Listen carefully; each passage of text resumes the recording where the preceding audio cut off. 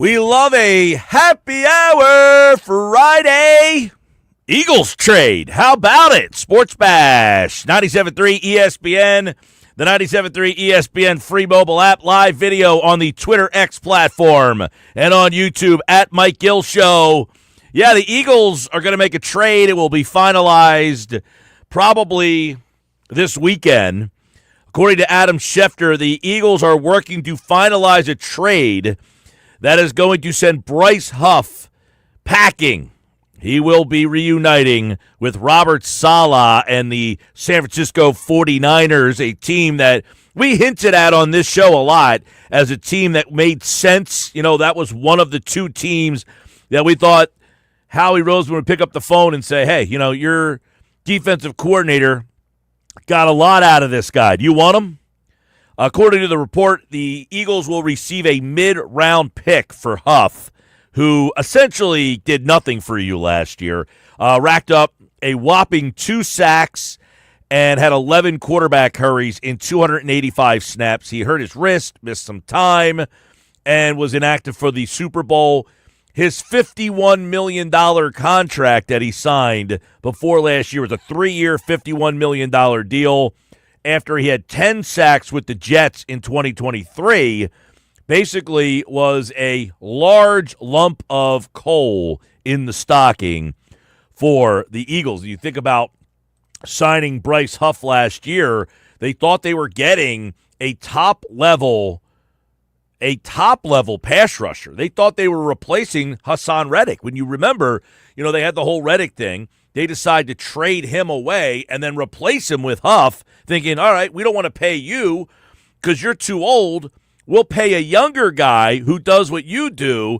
We're going to make out in this deal. Well, it's one of the moves that has not worked out for Howie Roseman. Now, you know, Roseman makes the deal, and I just don't know if it ever worked for Vic Fangio. Fangio played him, though, 285 snaps, but he just never seemed to really – his press conferences after games and whenever he was asked about Huff never gave a lot of indication that Huff was a guy that was on his side. I mean, or he was on Huff's side. So they make the move today to move Bryce Huff. And, you know, anytime you can get something of some value, they're getting a mid-round pick. Now, I would have thought if they were trading Bryce Huff to get that contract off the books, I'll take a 7th, I'll take a 6th. The reports are a mid-round pick. A mid-round pick could be what, 3rd, 4th, 5th, somewhere in that range there. Even if you get a 5th in return for a guy that just didn't seem like he fit in, and now you got something back. It's a good move there. Huff now, the one thing you'll be watching is how does San Francisco use him? Will they use him differently? You know, when he was in New York with the Jets, they just said pin your ears back and go after the quarterback. Well, it seems that Vic Fangio wanted him to be able to stop the run as well, and that's not something Bryce Huff was all that good at. Think about this last year. He had 185 snaps. 182 of them came in pass rushing situations. So he had about 100 snaps where he had to try to stop the run, and that's not what he excels at. You go back to his time with the Jets, and this is a guy that basically went right after the quarterback.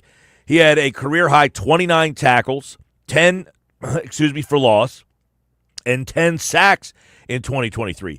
He hit the quarterback on 7% of his snaps, which was the 3rd highest rate of the 2023 season. So the Eagles really thought they were getting an elite pass rusher here that could really uptick their ability to get to the passer. It did not work, so they move on. The big thing will be, I know what's going to happen here. I can feel it in my bones, is that Bryce Huff is going to go out there and get double-digit sacks, and you're going to say, what the heck? How come Huff? And listen, the 49ers are an interesting team, a team that was kind of your, right there with you.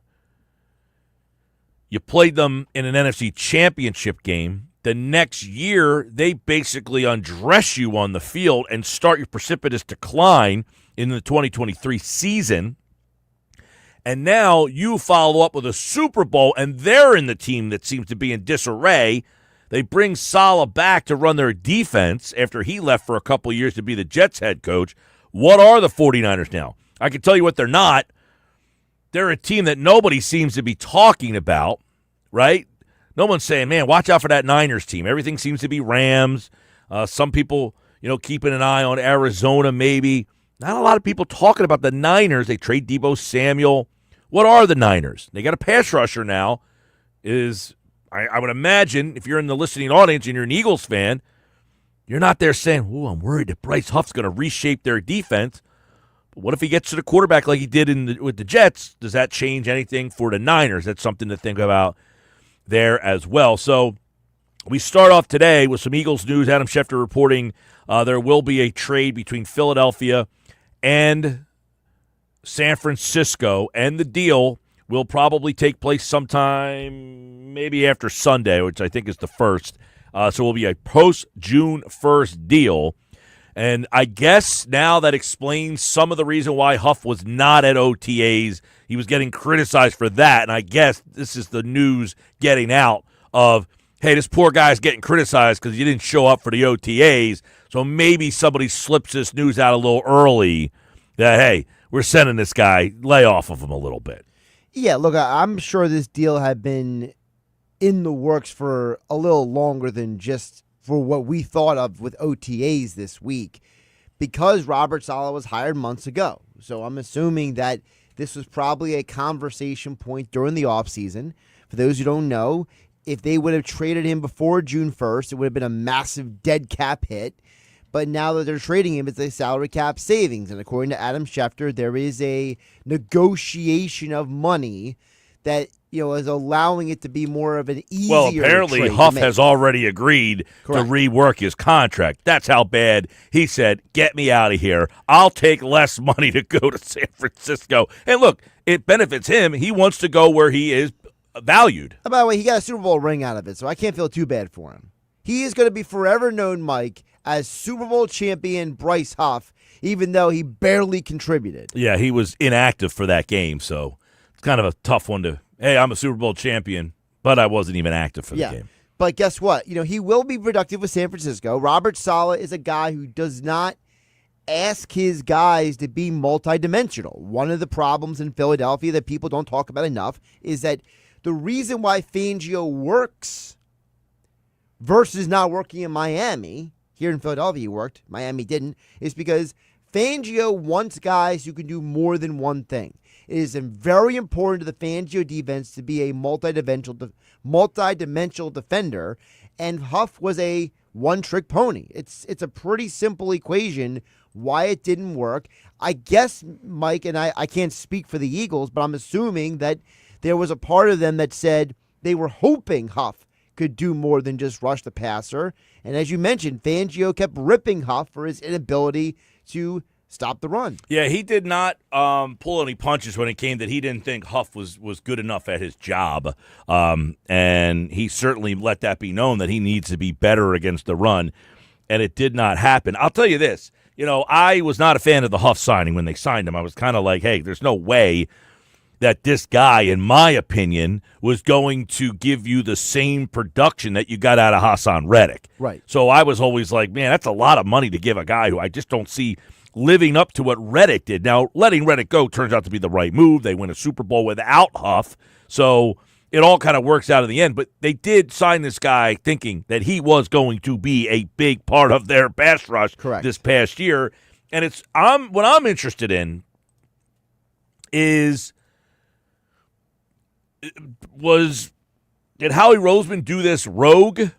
Did he talk to Vic Fangio and say, hey, would you have any interest in a guy like Bryce Huff in your, how did they miss? Because, look, we give Roseman a lot of praise, which he deserves, but he does make mistakes. This seemingly is one of them. Was Fangio not on board with this deal? Did he say, don't go and bring this guy in. I have no use for a player like this. Or did Fangio say, go get me that type of player. I think it will work out. And then he got him and said, this guy can't play for me. I think it's the latter because Howie Roseman. So you think Fangio endorsed the move? Maybe not overtly endorsed, but maybe he wasn't against it. Because Howie has said in multiple press conferences that, hey, I'll ask Fangio, what do you think about this? What are you looking for, right? You saw, Fangio in the draft room this year, right? How excited he was about getting Makuba, right?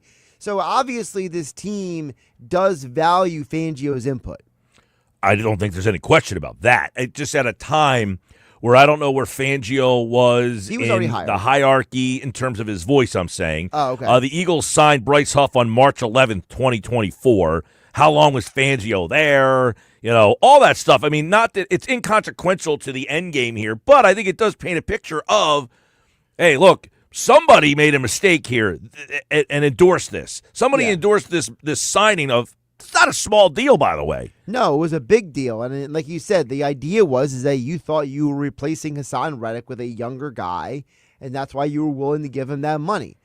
And whether it is specifically Howie or Howie's staff or whoever's evaluation went wrong, listen, the Eagles found a way to win without the guy, and now they've moved on from him. So now he won't waste a roster spot. Right. As we've said a bunch of times, this deal will be a post-June 1st. So Sunday is June 1st, so probably on Monday it will be official. You'll get the news about that, but it seemingly is out there that Bryce Huff will be traded to the 49ers. And it says that, I think, according to John McMullen, that somebody's eating $9 million in salary. I'm assuming that means the Eagles are going to be eating $9 million in salary. And by the way, it doesn't really matter that the Eagles, that's not a loss for them. Right. It's not. And now the question is that $9 million on the salary cap or is that $9 million in cash? Well, because we know on June 1st, the Eagles are going to get more salary cap space here. A huge amount. A huge amount. And looking at this the other day, the Eagles are going to be one of the most salary cap friendly teams all right, so Field Yates just tweeted this out. The Eagles declined Bryce Huff's 15.5 fully guaranteed option bonus, which turned into a base salary. Philly then turns $9 million of that base salary into a signing bonus, which allows San Francisco to take on the remaining money of 7.9. The Eagles save 7.9 in cash and create north of $15 million in cap space. Right. So the $9 million then is just straight money. There's no salary cap. There's no voided They years. turn it into a signing bonus. Right. So basically they're paying Bryce Huff, sign this deal so we can trade you. Right.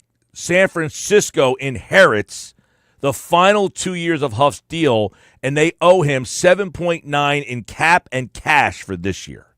Right. So that's according to Field Yates, to which the Eagles paid $26 million for 1 year of Bryce Huff to basically do nothing. And for those who are wondering, I just pulled up Bryce Huff's contract here. So what was owed to him still was almost $19 million for this year and next year combined. Mm-hmm. So now he's going to be getting $16 million. Yeah. No, so the Eagles declined his 15.58 fully guaranteed option. They turned it into a base salary. They turned that into a signing bonus, and now San Francisco gets whatever left over, 7.9. They'll pay him that. Right. So before the trade can get finalized, according to Schefter, the Eagles restructured Huff's contract this week.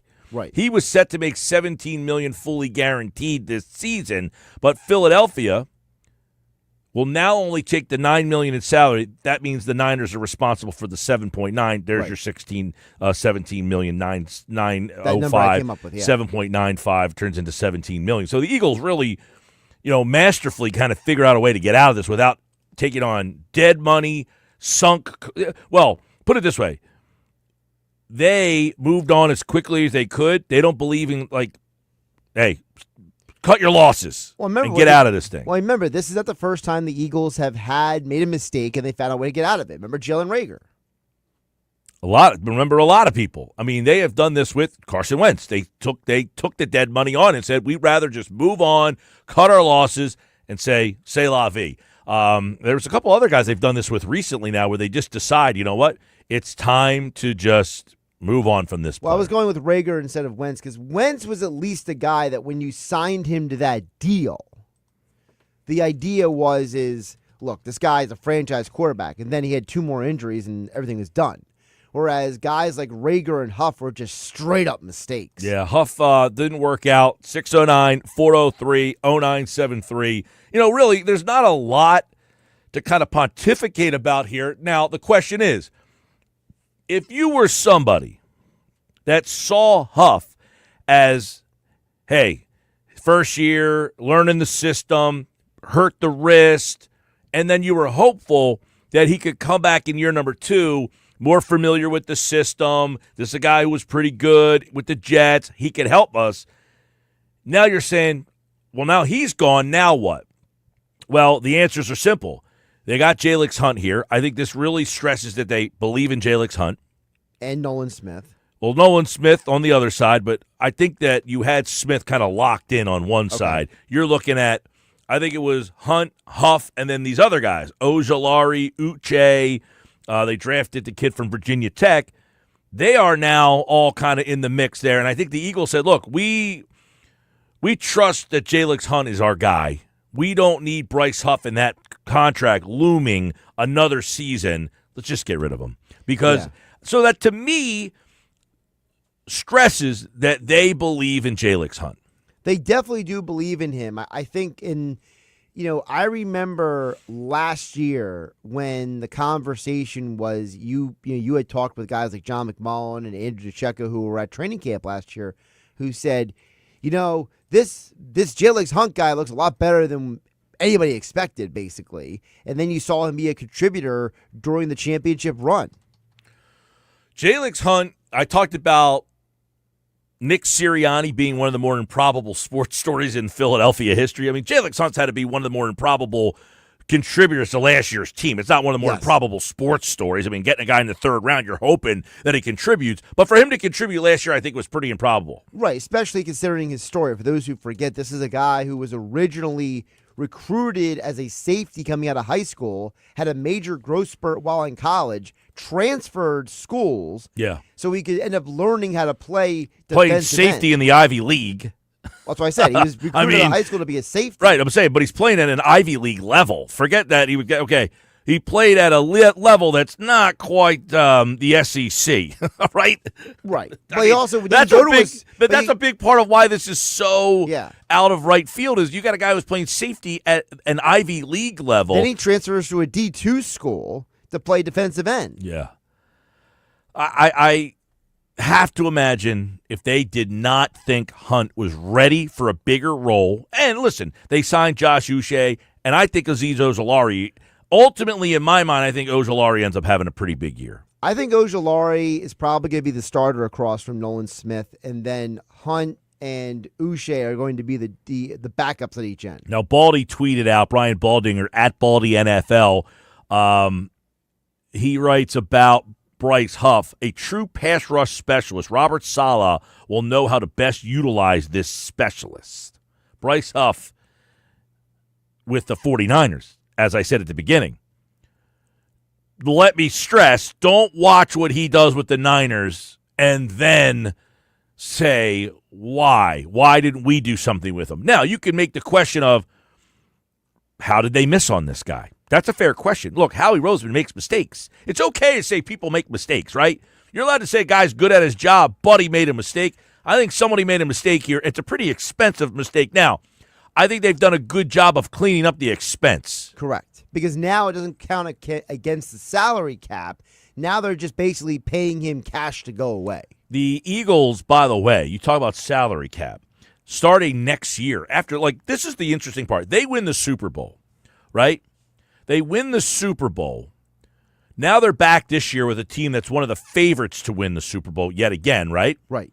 No, that doesn't mean they will win the Super Bowl. We think that they are in play. They're one of the favorites. They are one of the favorites. In fact, by some sports books, they are the actual favorite. But my point is this. Most times, you come off of winning the Super Bowl, and you have a lot of decisions to make, like the Eagles did. They had decisions to make. Some of the guys, they let them walk, and other guys, they prioritized. One of the guys they prioritized was Zack, who, by the way, PFF just put out its rankings of the top linebackers. He was the second-rated linebacker for the season behind the guy from the Niners. Oh, man. My mind is completely blanking on. Yeah, Fred Warner. So, obviously, they targeted him. And the thing of this is, many times if you win a Super Bowl and you are trying then to do it again, right, it is tough to do it again because people start plucking your guys from you. The big thing is here. If the Eagles can somehow, if the Eagles can somehow win the Super Bowl again, I know that sounds pretty greedy, right? But if they could do it again, they are now set up for the following offseason, next offseason, to have some of the most cap space in all of the NFL, and they've got, 10 draft picks coming up between 10, how many first round? They got a bunch of first round to third round picks.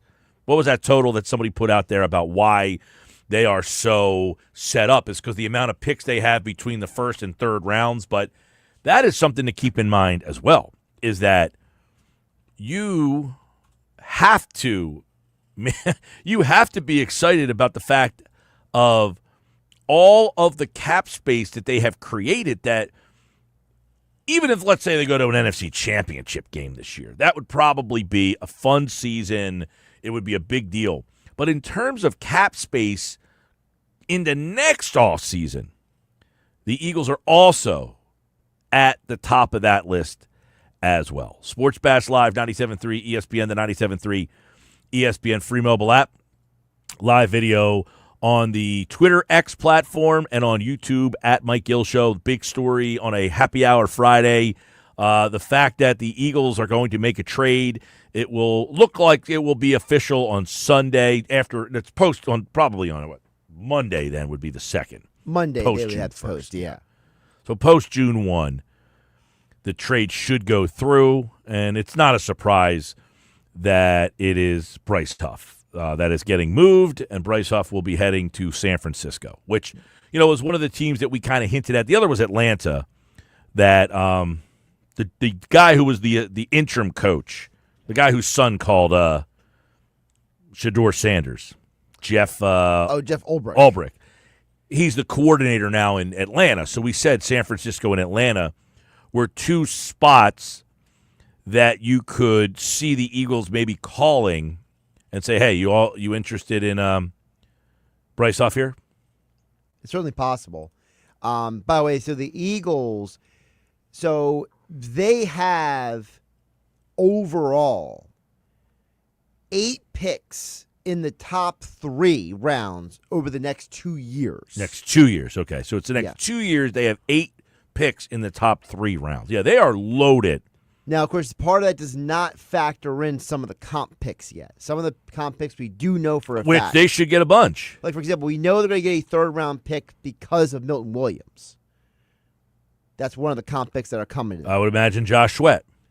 Josh Sweat is projected 4th. Mm-hmm. Okay, so he would be outside the top 3 rounds right. then. But Milton Williams is a top 3. Gotcha. But remember, you get comp picks for other things, too. Like, for example, people stealing your coaches, people stealing your executives, right? They haven't had that. They had an executive go, right? They had one executive go. They did get Kellen Moore got a head coaching Kellen job. Moore got hired. So, but we don't know. Forget about that, right? You almost forget about that. I didn't forget about it. I've been complaining about Kevin Petula for 2 months. People been telling me to shut up. Sports Bash Live, 97.3 ESPN, the 97.3 ESPN free mobile app.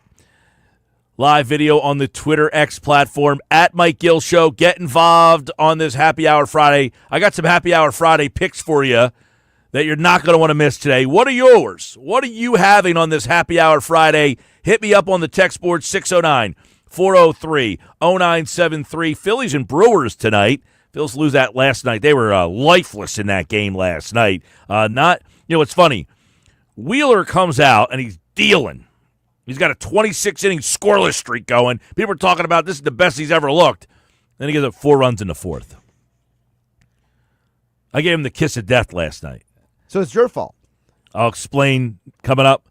We'll look at the game. Mike McGarry will get his thoughts on the NFC East, which all the OTAs are underway. It's a Mike and Bob Friday baseball chat at 4. Keith Law from The Athletic is going to join us at 3:30 today to take a look inside the Phillies prospects and see which ones are ready to help this team win now. That's in 1 hour from now on the Sports Bash live on 97.3 ESPN.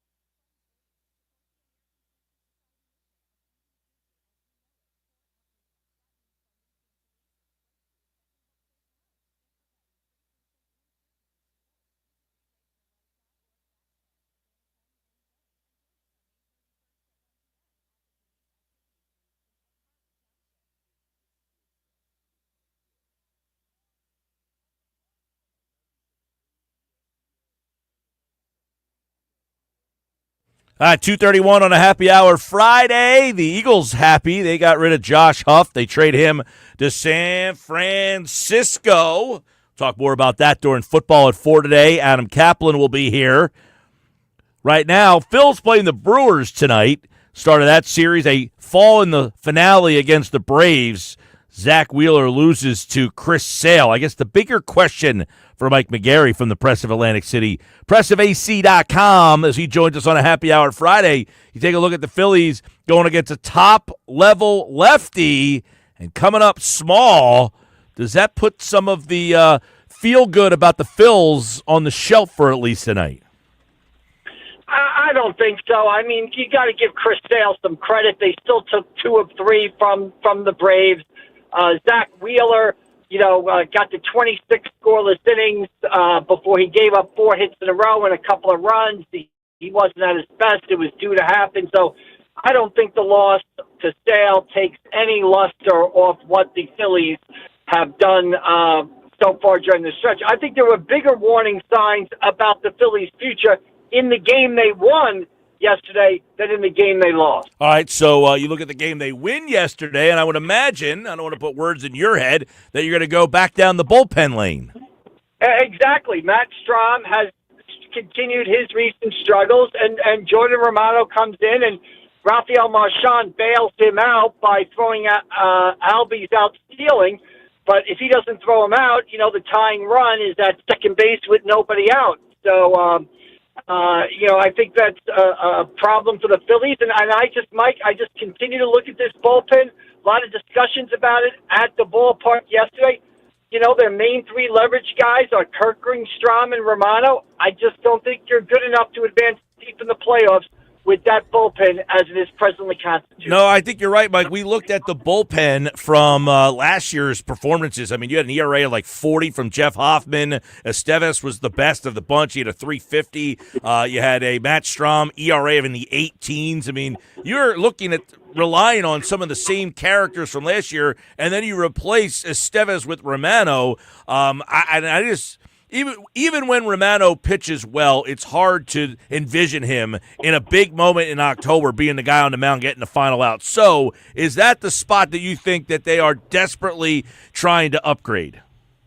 I think it's a must upgrade, and they know it. You look what they did last night. They picked up Josh Walker, a left-handed guy who had been DFA'd by Toronto, former New York Met.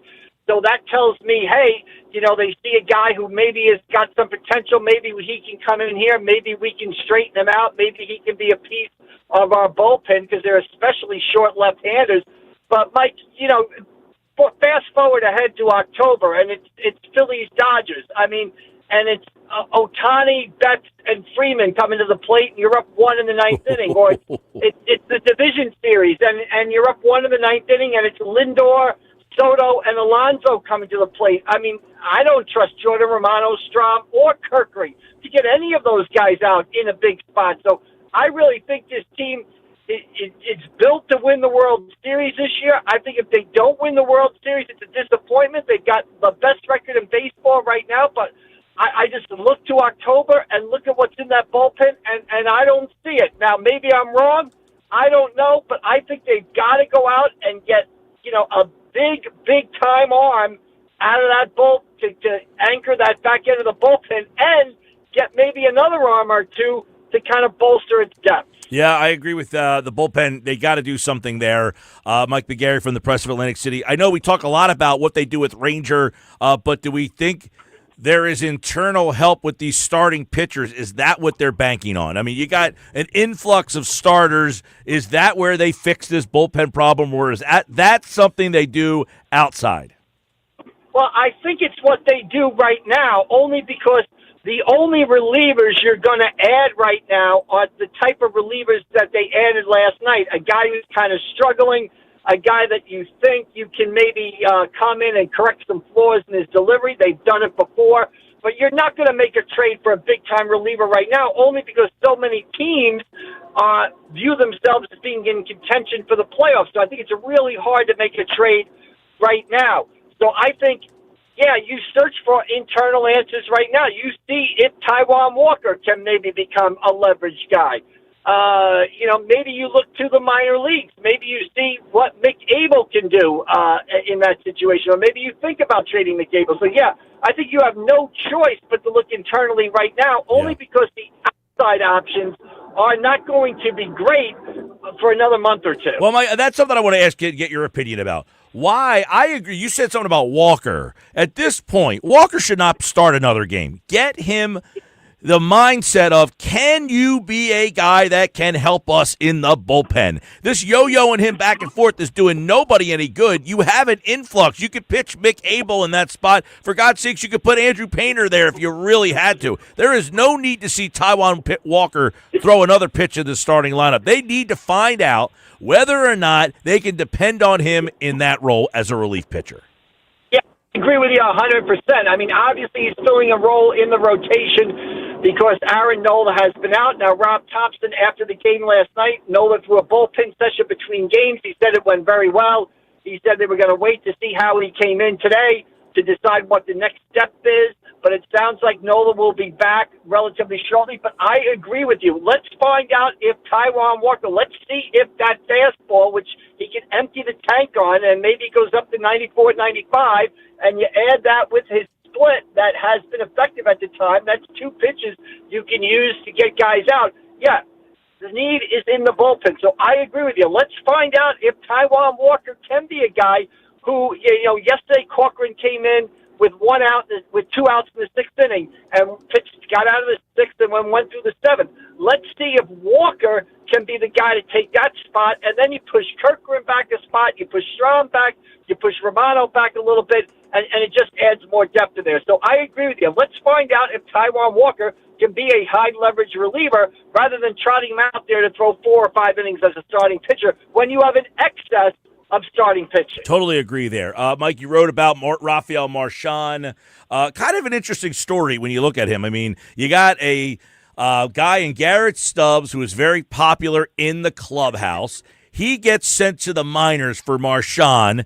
Marchand struggles in very limited role. Not an easy role here, but he's here in part because in a limited role last year, he showed that he could be productive. Then he's not productive. And you got this guy in Stubbs who goes to the minors. He's a very popular player, and Marchand's struggling. So some people are saying, hey, why not just bring the popular guy back? How has Marchand kind of handled the backup catcher spot?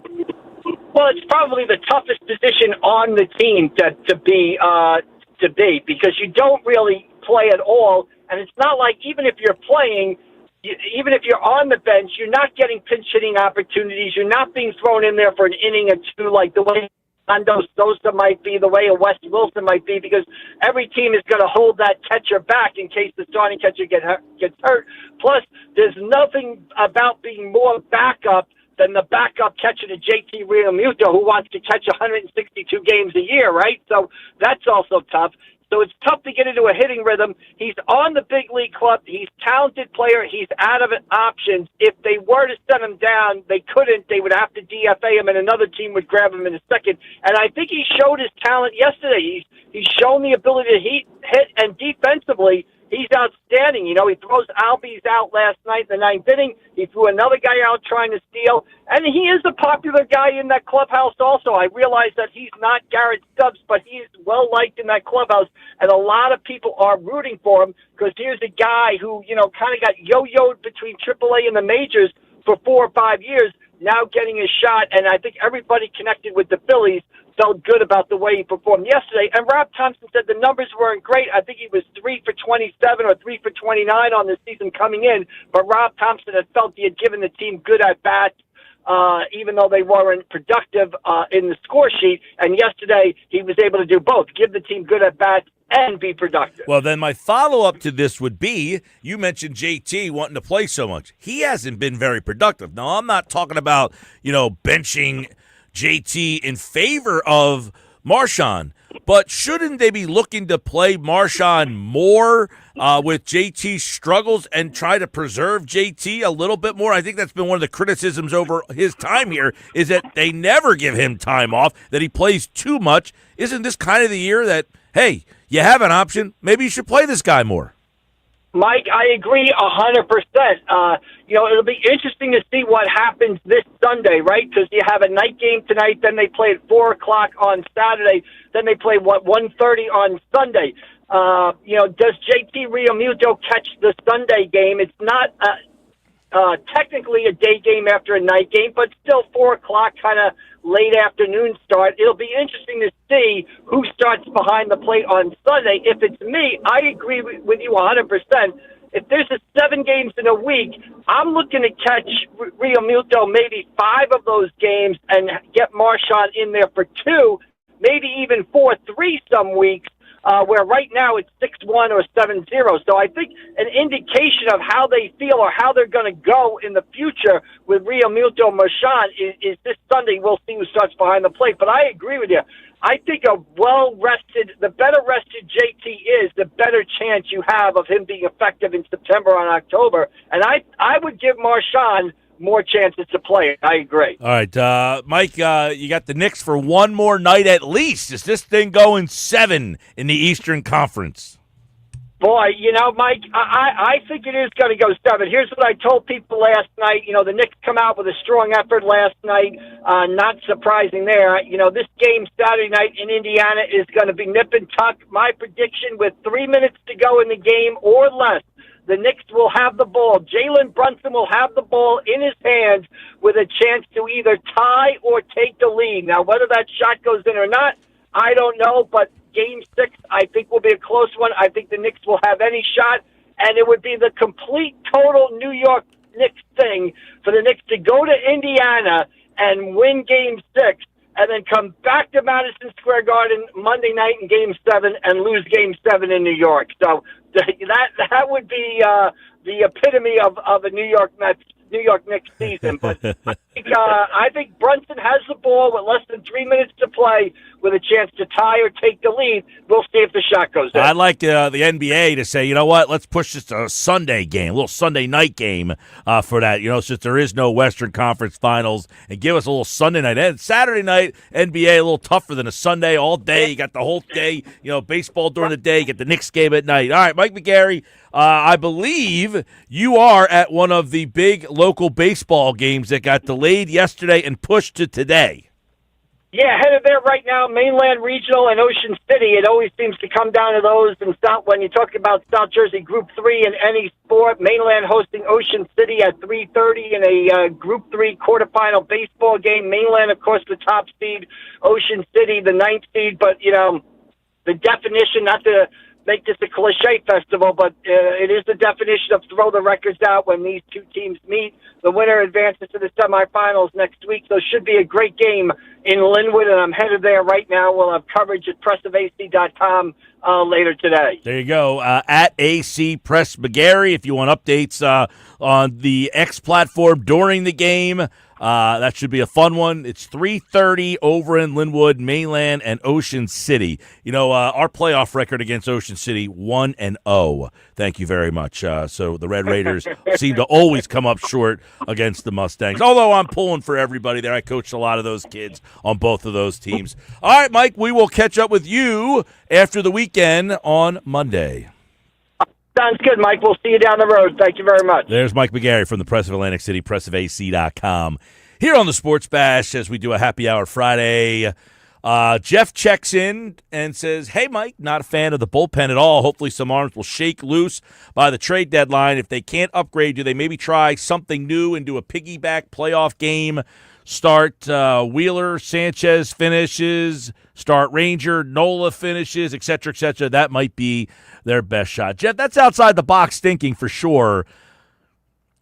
I think that this will have to play itself out right up until after the deadline. Once this team has finalized what they want to be, who they want to be, then we will then say, all right, after July 31st, you say, this is what we have.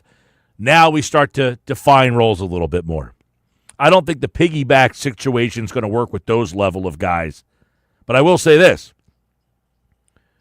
You need to get, in my estimation, if you have this good of a starting rotation, you need to get 7 innings out of these guys so that you're only asking for 2 relievers to do the job. 7 innings. That means I got to figure out a way to get through the 8th and the 9th. And that means less pressure on finding bullpen arms because I only need to fill 2 innings every night. Hey, if my starters are that good, can you get me 7? Is that asking too much? And are we not giving Dave Dombrowski enough credit for one of his moves? That's coming up on the Sports Bash.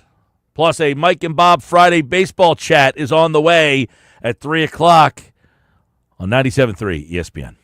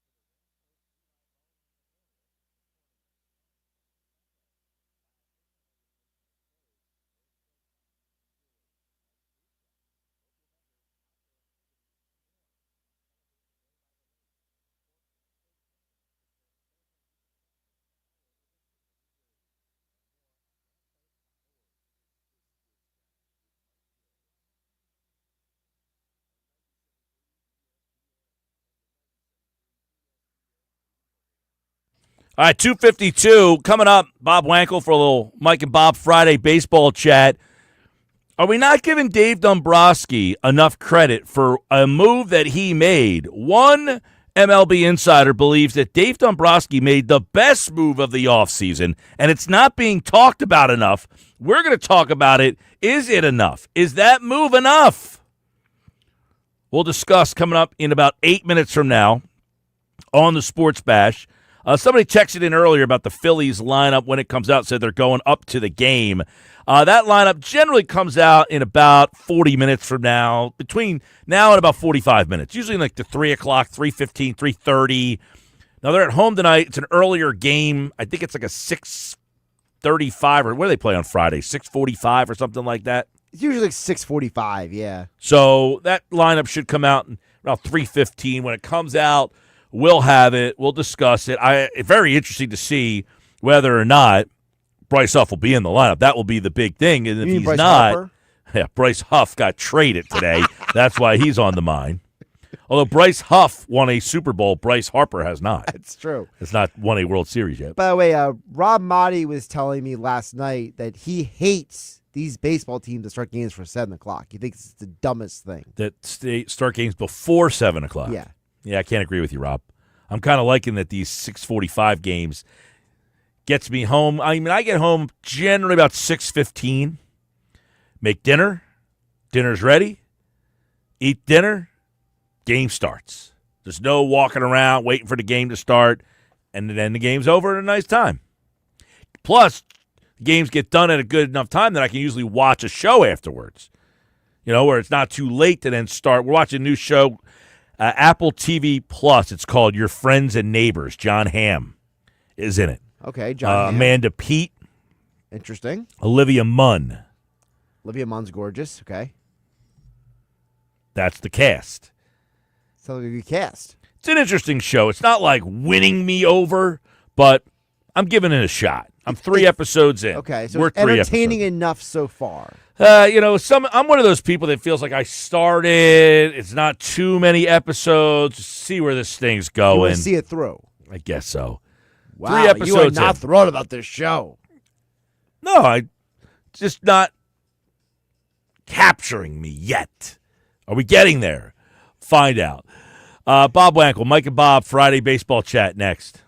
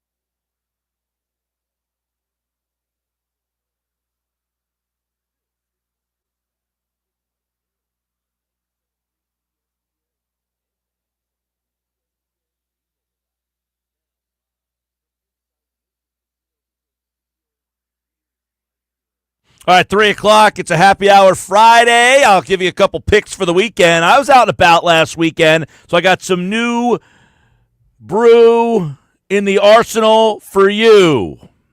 Did that off the top of my head. I'm kind of proud of myself on a happy hour Friday. Bryce Huff going to be traded. We'll get into that in about an hour. Adam Caplan, football at 4. Right now, it's a Mike and Bob Friday baseball chat. Bob Wankel, Crossing Broad, Fighting Words, Phillies podcast. A lot of stuff we're going to touch on today as Phils get ready for the Brew Ha-Has. They will be at Citizens Bank Park this weekend. It's Taijuan Walker and some gentleman by the name of DJ Hall, who will probably shut the Phillies down. He's left-handed, and you've never heard of him before. That is a recipe for a low offensive output. Bob Wankel joins me right now on the Sports Bash Happy Hour Friday. Mike and Bob Friday Baseball Chat is back. Bob, what's up, man? What's up, man? Good to talk to you. Phillies are playing a team with a winning record tonight, which has been a rare occurrence here. We've been stuck on 25 games of this for about 2 weeks now. So they get the Brewers, who are playing all right baseball. Should be an interesting weekend. And you will get a Rhys Hoskins reunion, and all the cries for the Rhys Hoskins reunion has been out there. I think it's your guy over at Crossing Broad who maybe started this whole thing of, hey, maybe they should try to shoehorn Rhys Hoskins back into this lineup. Does that actually make any sense? You're going to be watching this weekend series with an eye on Hoskins fitting in here. Anytime you can add a guy to play first base at a terrible defensive level and get streaky hitting on the backside of it, you got to do it, in my opinion. You got to have that reunion occur. I'm actually looking forward to Rhys Hoskins' return this weekend for the fact, or for no other fact, than just that we don't have to talk about retaliating against the Braves anymore. It can be just another storyline to look at here. Never got that retaliation, by the way, did they? No. Hey, by the way, the lineup is out. It is fresh. It's right here. It's Stott, Turner, Schwarber, Bohm, Castellanos, Kepler, Realmuto, Marsh, Sosa.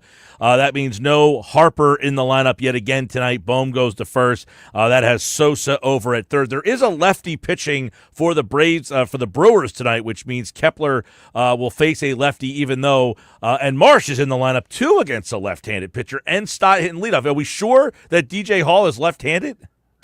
So it's DL Hall. He's going to be more of like an opener type. So he pitched for the first time this season on May 26th against the Red Sox, 2 1/3 innings, allowed 1 earned run. It was his first appearance of the season. He made over 30 appearances for the Brewers last year and made 8 starts. So he's a guy that you kind of work as an opener who might be a multi-inning guy, but he's not going to be a 5 or 6 inning guy.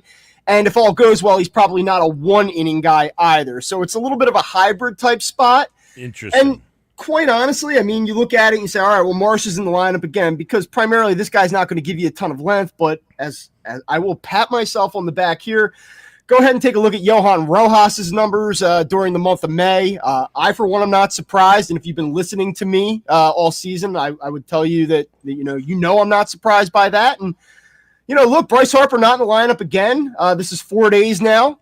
Maybe you see him this weekend, but, this wouldn't be the first time that we saw the Phillies be optimistic and cautious about putting a guy on the IL, and then you fast forward a week, and then the guy's on the IL retroactively. So I think that situation bears watching here. I'm not surprised he wasn't in the lineup yesterday.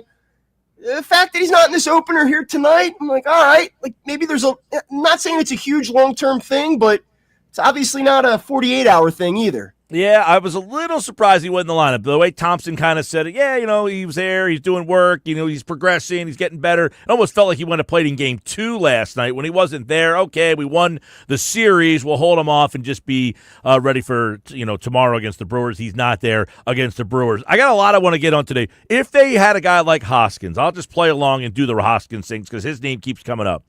Are you more of a I would play Schwarber in left field over Hoskins at first base. I would just keep Harper at first base, and I would play Schwarber. I think Schwarber is a better left fielder than Hoskins is a first baseman. Now, that's saying something. Well, look, let's start with why you would acquire this guy. And look, he's had a nice year. He's hitting .282. Slugging is up, is on base percentage 384. Like, this is a guy that you can do exactly what you did with him a couple years ago, which is hit him second, hit him near the top of your order. You could drop him down into more of the middle of the lineup as a run producer. he gives you a couple of different options, whether it's table setter or as a run production element. The numbers look good. He's swung the bat really well. What you end up, I will say, just because it looks like you're going to go to defense here, I did not like when they hit him 2 in the past. On this team, I would agree. I think he profiles with a Turner Hoskins at a 380 clip. I think he profiles 2 on this particular team maybe better than he would have pre-Schwarber Harper. Yeah, I mean, I think if you get into a situation where you go Turner, Hoskins at his current production level of production, Harper, Schwarber, you say to yourself, hey, all right, we got something here. I mean, that's pretty strong first 4 guys through the lineup. The defense is certainly a concern, and yes, you're right. There's a world where you lean on Kyle Schwarber to play more left field. Maybe you DH Hoskins, and you're still hiding him, and then you don't have to worry about moving Harper around.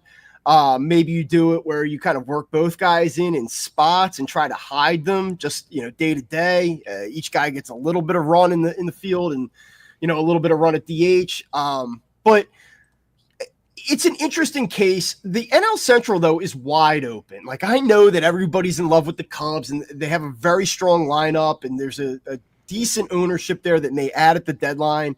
The Cardinals have far exceeded expectations so far, but this Brewers team is not dreadful. I mean, we're talking about a team right now that's a game over 500.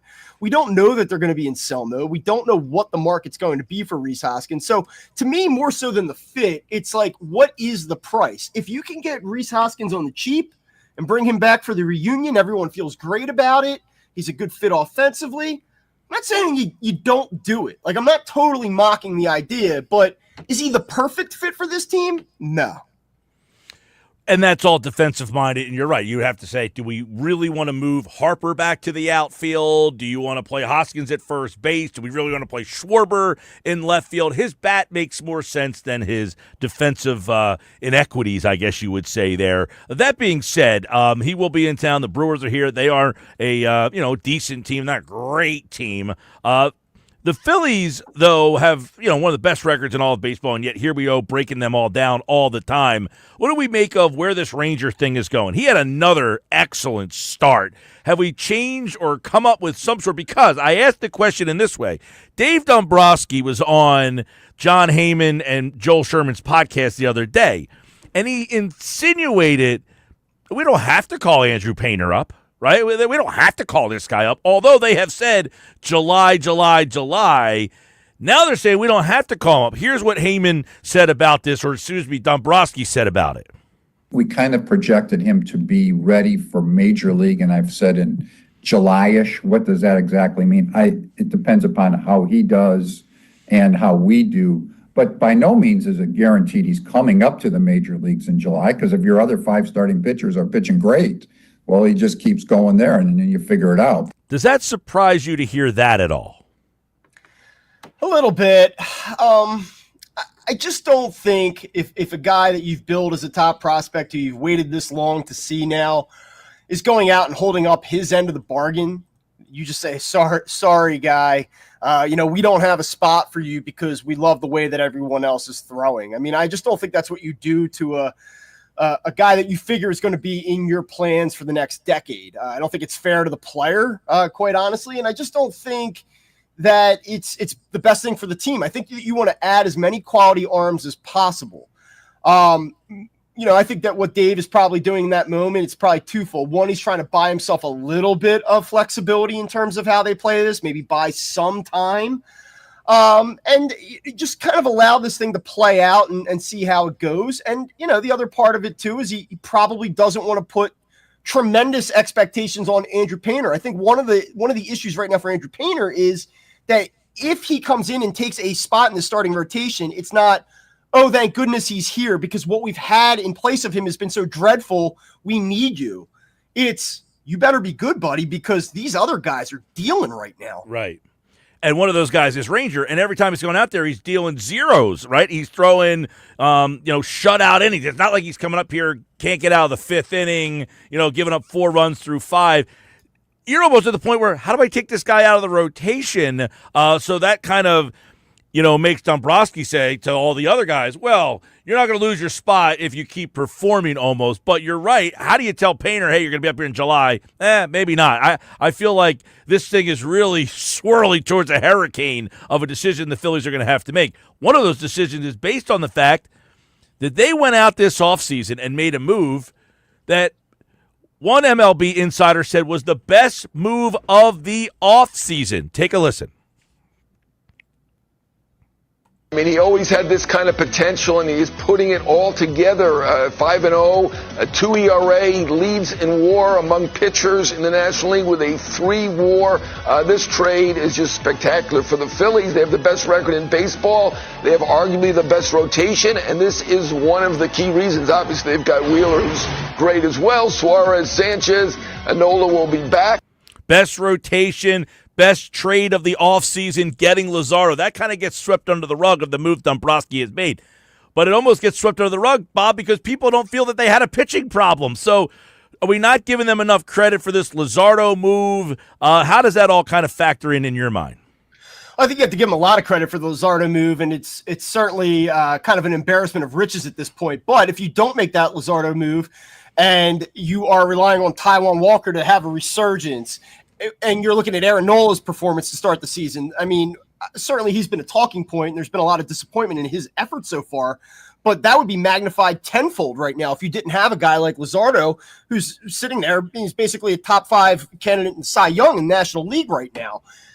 Even a guy like Christopher Sanchez threw the ball well in the first game of the doubleheader yesterday, and his numbers overall are pretty solid, but his command has not been the same as it was a year ago. He has not been as rock solid, but nobody's really overly concerned about it because you just say, wow, there's so much depth here. There's so many of these guys, you're 4 or 5 deep, where you feel like you're going to get a quality start every single time. So when a guy stumbles a little bit, it's not the end of the world. But if you don't have Luzardo in the fold, we're probably asking questions right now that we're not at the moment. That's fair. I wonder, because Luzardo has been a great pickup. It's just like, hey, if Luzardo pitches well and Wheeler pitches well, and last year I look at the ERAs and games that they pitched against the Mets. The game they won, they scored 7 runs. In the games they lost, they scored a total of 5 runs. Their pitching didn't really let them down all that much.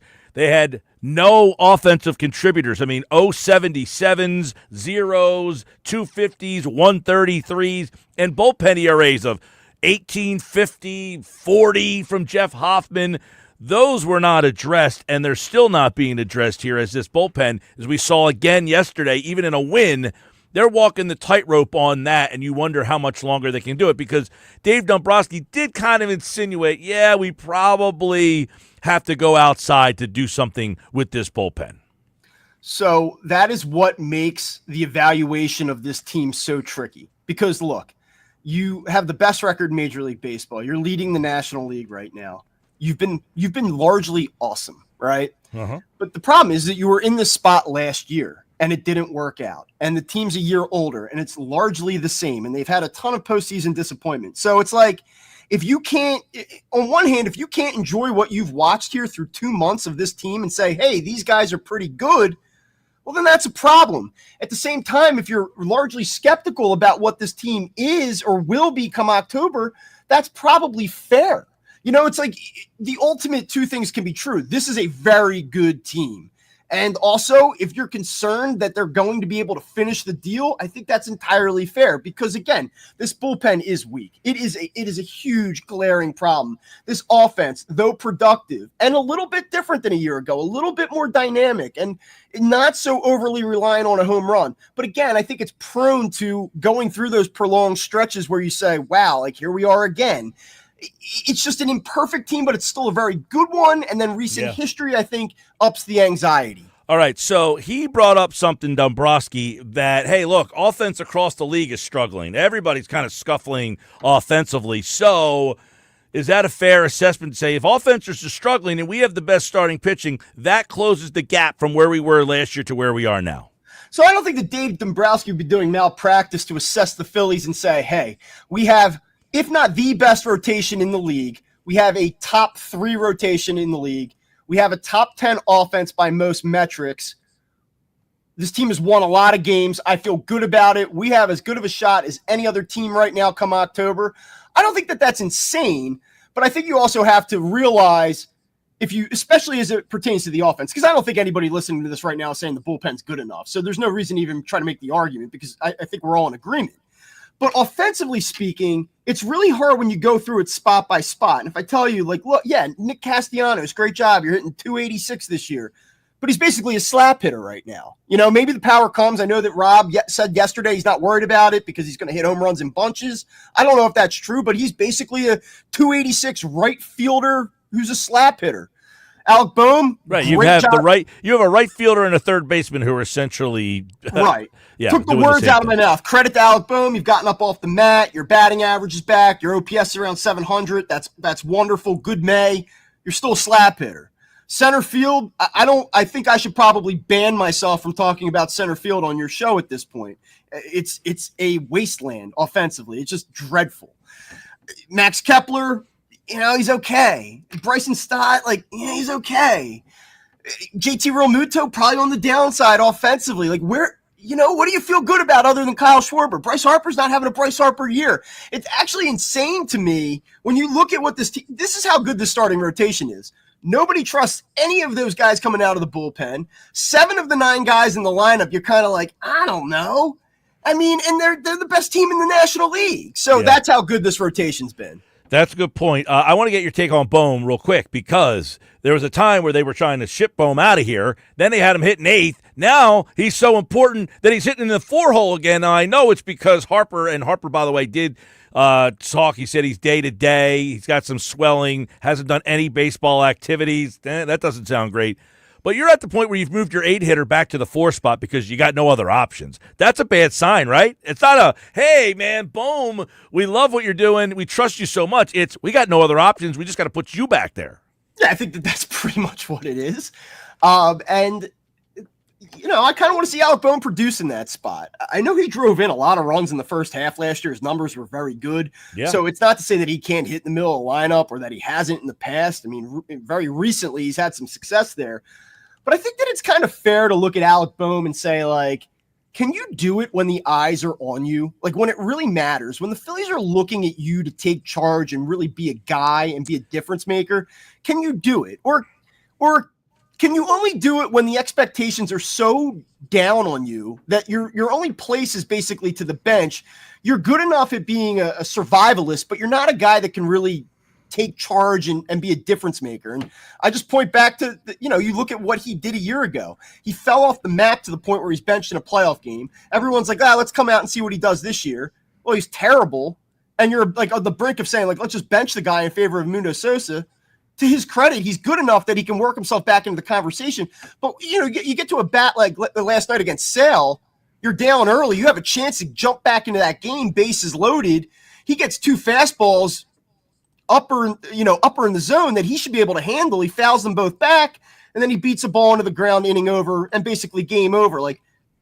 If you want to be that guy, you gotta step up in those moments. By the way, Boehm at this point last year had 47 RBI. Right now he has 20. So that's 4 home runs, 2 of which were hitting minor league parks. That's what it is. That's a huge drop off, but it's also a huge question mark for me to say he's our best option to hit. He's not hitting 4th if Harper's here, but he's hitting 5th. And they're saying, because we don't think Castellanos can provide anything, so we had to move him down the lineup. And you got Realmuto now moving all the way back to the 8 hole. That's 3 key spots in this lineup. I had said before the season, Bob Wankel, they're going to get to the All-Star break, to the trade deadline. And Dave Dombrowski said, hey, look, I like all you guys. I love this group. I'm going to give you one more shot to prove to me that I don't have to do something. I got to think he sees what we see. I can't hit Alec Boehm 4th or 5th in key games, and I can't have, Nick Castellanos sitting in the 5 hole. I just simply can't trust him. Do you think he's seeing what we're seeing and saying, I got to make a big move, and it's got to be offensively? Yeah, I think it just depends what the ownership directive ultimately is. It's just like, Dave, do the best you can to put the most competitive product on the field that you can within within these restrictions, within these constraints, and those constraints might be financial, they might be, we're not willing to part with any meaningful prospect, just do the best you can? Or is the directive like, hey, go out and win a World Series at all costs? And if that's the directive, or if it's even close to that, then he has a lot of work to do. I mean, he has probably 2 bullpen pieces that he needs to add. He probably has an impact bat that he must add. Whereas if it's more just try your best within these restraints, it's probably a middling reliever that gives you a little bit more optionality out of the bullpen, and maybe an okay bat that's more of a platoon piece. So it's going to be interesting to see. But I think that Dave Dombrowski, if he's being honest with himself, is that he's probably evaluating this and saying, yeah, like I have 2 impact moves I must make in order to get this team over the hump. All right, let's hit on a couple quick things here. Number one, why is Taijuan Walker making any starts? I implore them, find out if Walker can help you in the bullpen. You can't keep yo-yoing him back and forth. He's never going to start a game in the playoffs for you. Find out if he can handle a bullpen role. Why is he starting games? I think we're trending towards that fact-finding mission. On one hand, there's a lot of time to figure that out. He'll have the entirety of June and July to kind of prove that he can do it. You could have gone to the minor leagues here and brought someone up. You could have brought back Mick Abel for another start, certainly, and I can't push back against that idea. I think some of it, though, it sort of ties into what I've said about Ranger Suarez in the past, which is, they want to do right by their veteran guys. Like Taijuan Walker wants to start for this team. And if there are opportunities to get this guy starts, they're going to give him those opportunities, especially based on the way that he's pitched so far this year. Like they really do try to do right by their veterans. And I know that, like, I can see you getting uncomfortable as I say that. And I know that people are driving around right now going like, come on, are you serious?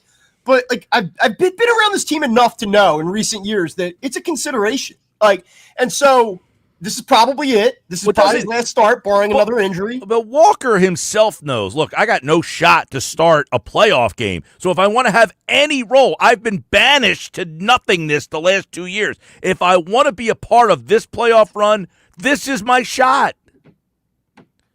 You can't be so dumb to not give yourself a chance to compete and say, hey, if I go out there and pitch lights out, I'm going to be one of the top 3 starters on this team. He can't be that big of a moron.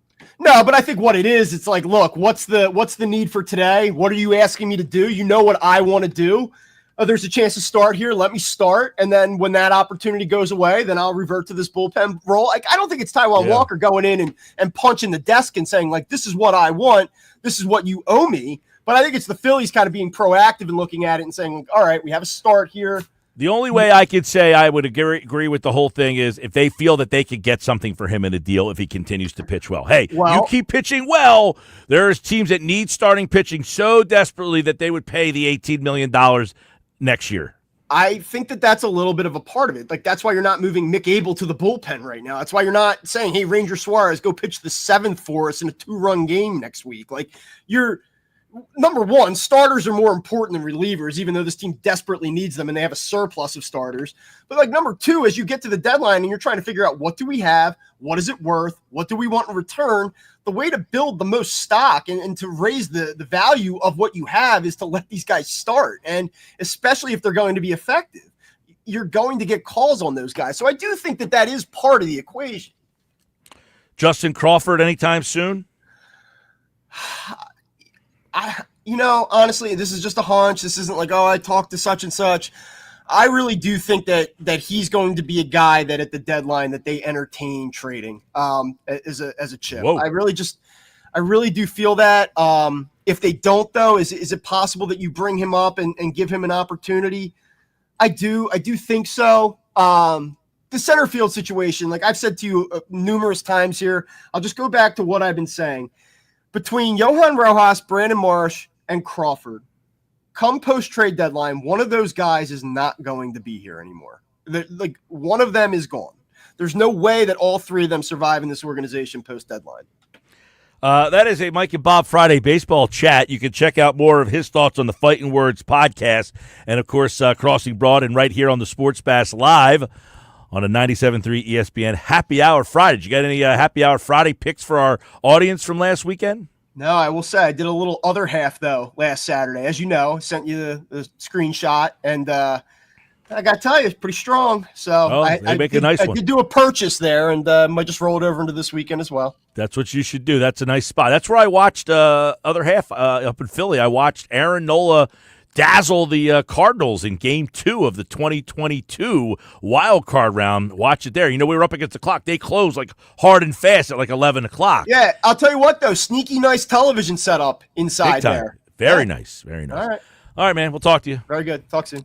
All right, Bob Wankel, everybody. Fighting Words podcast, Crossing Broad, Phillies on a Friday baseball chat with Bob here. Mike and Bob Friday baseball chat on the Sports Bash. This hour is brought to you by Broadleaf Plumbing, Heating, and Cooling. When we come back, we're going to take a look at the Phillies minor league system with the guy who ranked the top 50 MLB prospects. 4 Phillies landed in there.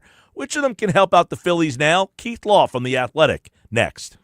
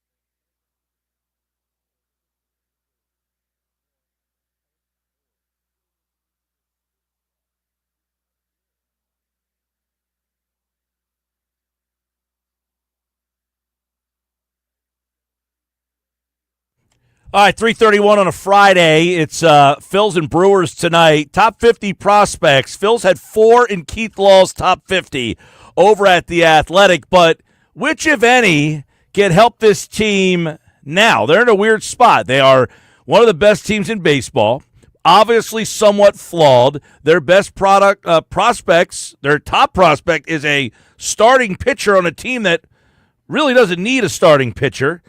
One of their other prospects that didn't crack the top 50 but has probably opened some eyes, Mick Abel, there's no room for him either. So can any of these guys help out? Keith Law from The Athletic has done a fine job covering the minor league prospects. Top 50 is out right now over at The Athletic. Check it out as he joins me now on a Sports Bash Friday. Keith, welcome back to the show, buddy. How are you? I'm good. How are you? All is well, and you look at the Phillies and you think, hey, this is one of the best teams in baseball, if not the best. They have a very good pitching rotation. You look at Andrew Painter, who pitched last Thursday night, very well on his way to being a productive pitcher in the major leagues. But can he help this team now? How do the Phillies handle a situation where 2 of their best prospects really don't have a spot to help this team out right now? So, well, let's talk Painter first. And if you want to talk Abel, we can get into that too. But just with Painter specifically, like there's 2 things going on. He is still building back up from Tommy John surgery. He missed 2 years, basically. And so I would not want him to come up and take a regular turn in a contending rotation because he's not built up for that. Mm-hmm. Right? He is going to be maybe a 5-inning starter at this point. I would also, they've got him, I wrote a piece a week ago, they've got him working on his slider, which is fine, but it's like his 3rd or 4th best pitch right now. And that is not going to be a huge weapon for him coming up. So if the idea is we want this guy to help the club this year, it's probably in some kind of managed relief role. He's not going to step in and replace, Jose Alvarado in short relief, pitching multiple times a week, but maybe he's, you need 2-3 quality innings, a guy who can go through a whole lineup, fastball, curveball, changeup, still throw a couple of sliders because his curveball it is a nightmare of a pitch. It's incredible. And he's up to 98, 99, and the fastball misses bats. Like, that will work in the majors right now. It's just, if they had an injury to the rotation or a spot start, you got to go, you have to go with Abel rather than going with Painter because of the workload concerns.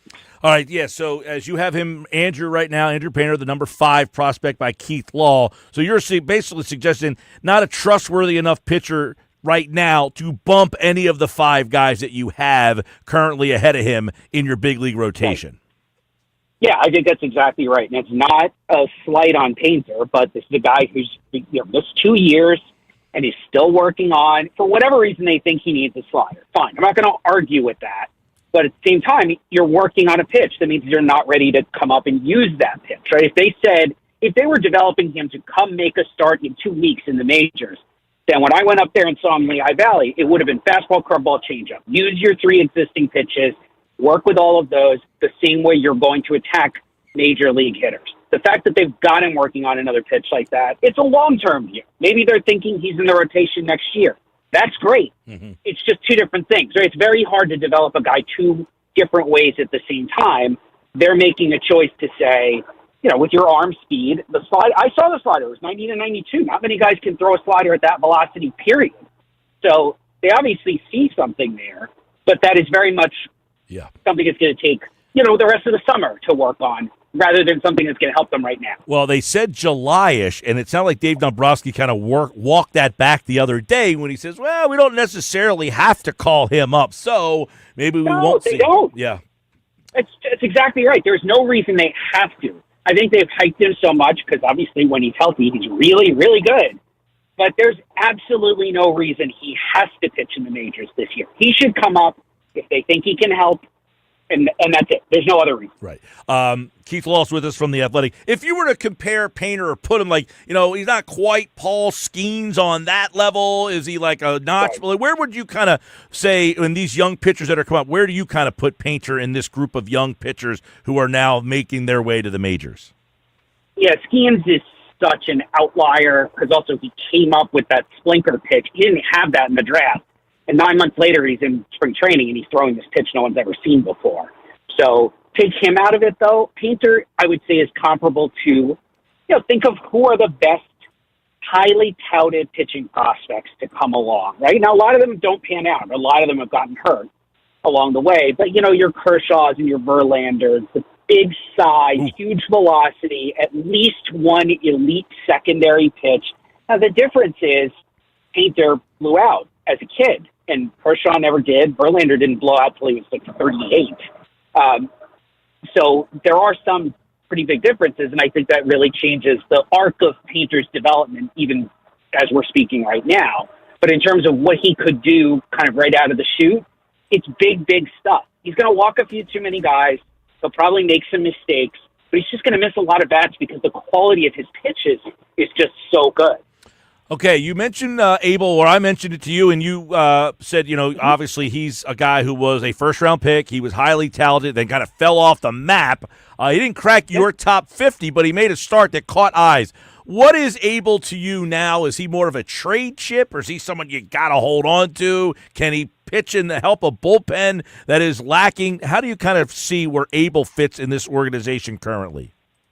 And I think, look, Abel's got good stuff, like pure quality of pitches.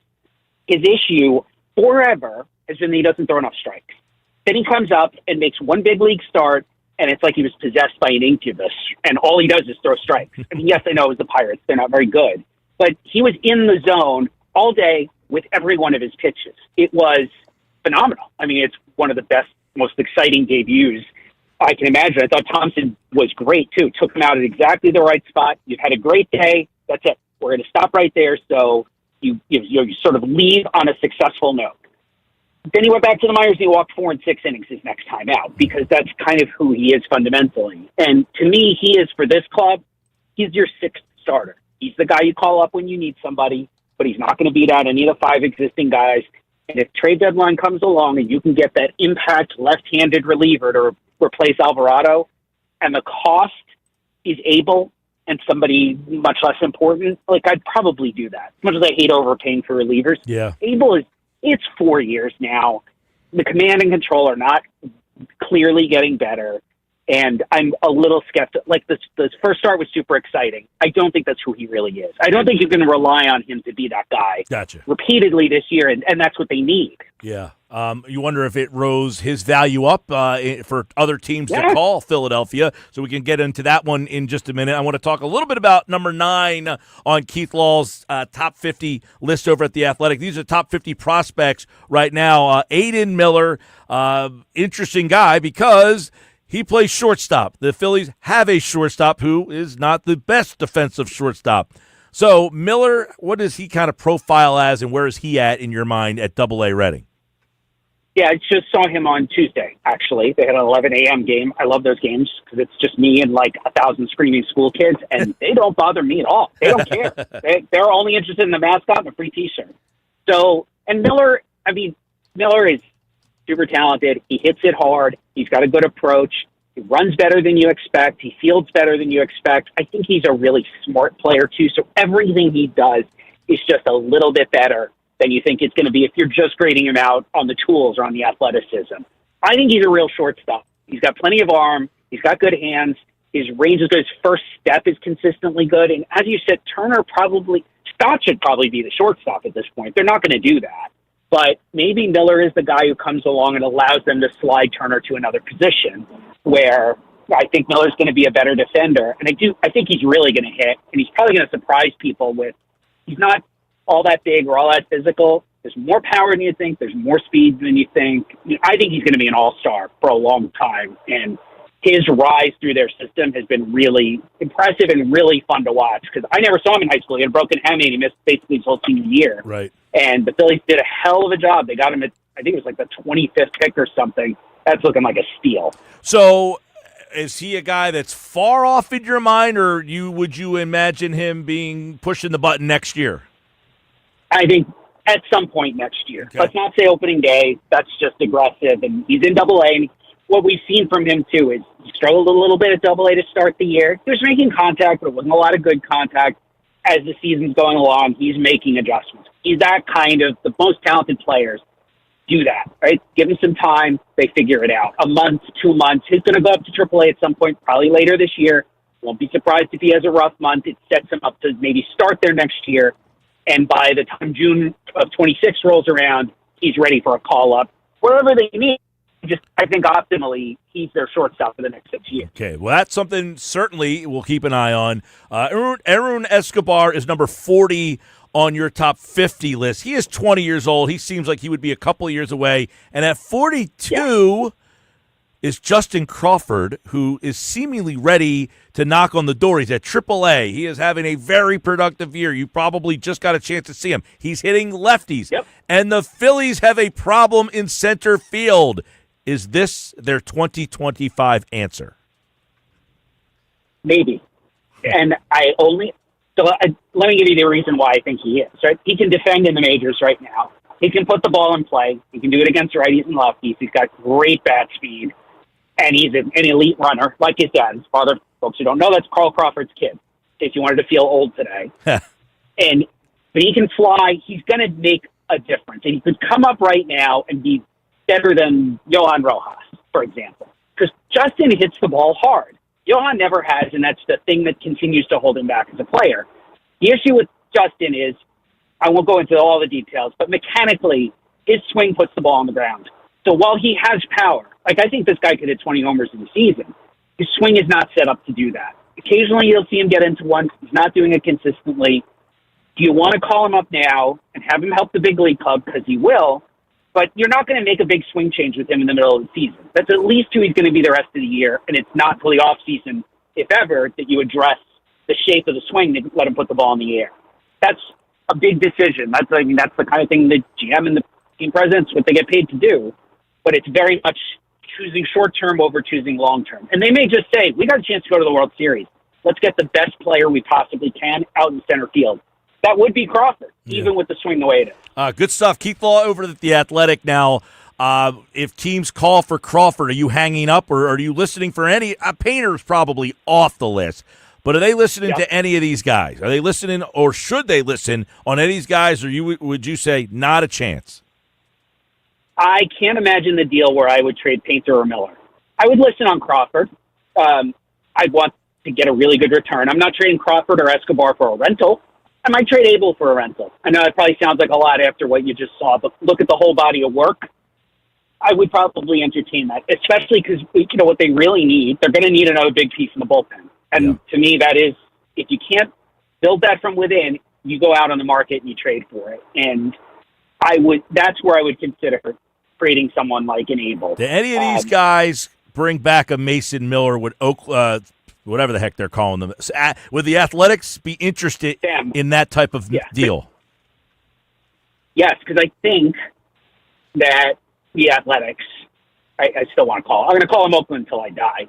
They're, what they've typically looked for in these trades is those guys who are a little out of favor, but they get there and they get an opportunity. Mick Abel's perfect for that, right? He's a former first rounder. He still throws really hard. He does still miss some bats. He could probably step right into their rotation. A guy like Crawford, I wouldn't do both of them. That's too much. But Crawford, same thing. He probably steps right into the outfield for them. They've given up more and gotten worse center fielders in trades than Justin Crawford. So I absolutely think that could do it. But if that's it, I'm like 1 for 1. I am not giving you another player. He is a difference maker reliever. When he's healthy, he's as good as anybody. So I would consider it. I hate trading prospects. At least it's what I do for a living. But I also recognize the reality of the situation. The goal is not to have the best farm system. It's to win the World Series. Keith Law, The Athletic. Check out his top 50 prospects. Those 4 Phillies are in there. Is Taillon close, or is he too young to crowd? I mean, I know you got some other younger guys. Is he getting close, Taillon? There's just a lot of question over whether he can catch. If you told me your crystal ball says he will catch in the big leagues, then he would be on the top 50. That is literally, he can hit. Every single scout I've ever talked to who's seen him, including like 3 weeks ago, said he can hit. He can hit, and he's got power. I don't know if he's going to catch. I mean, I'm quoting the scout, but when that's what they all tell me, then I feel the same way. And just catching's hard, man. Yeah, your body isn't up to it. And the Phillies are in a tough spot because Real Muto's a free agent, and he's way off, so they got to kind of manage what they're going to do there. Keith, always appreciate the conversation, man. Yep, my pleasure. All right, Keith Law, The Athletic, there you go. His top 50 prospects. 4 Phillies are in there, and you just heard what he thought about them. We can react to that. You can react to that on the text board, 609-403-0973. Here on this Sports Bash Happy Hour Friday. Now, I got some good Happy Hour Friday picks for you. Bob Wankel threw one in there. Other half. I've been to Other Half a couple times. I'll give you my favorite picks from there. What is yours? What do you have it on a Happy Hour Friday? It's supposed to be okay weather, a little back porch weather, right? A little back porch weather. What are you having? A 4 o'clock Phillies game on a Saturday. By the way, if you're just tuning in, no Bryce Harper in the lineup tonight. I'll give you the latest update on him coming up next on the Sports Bash.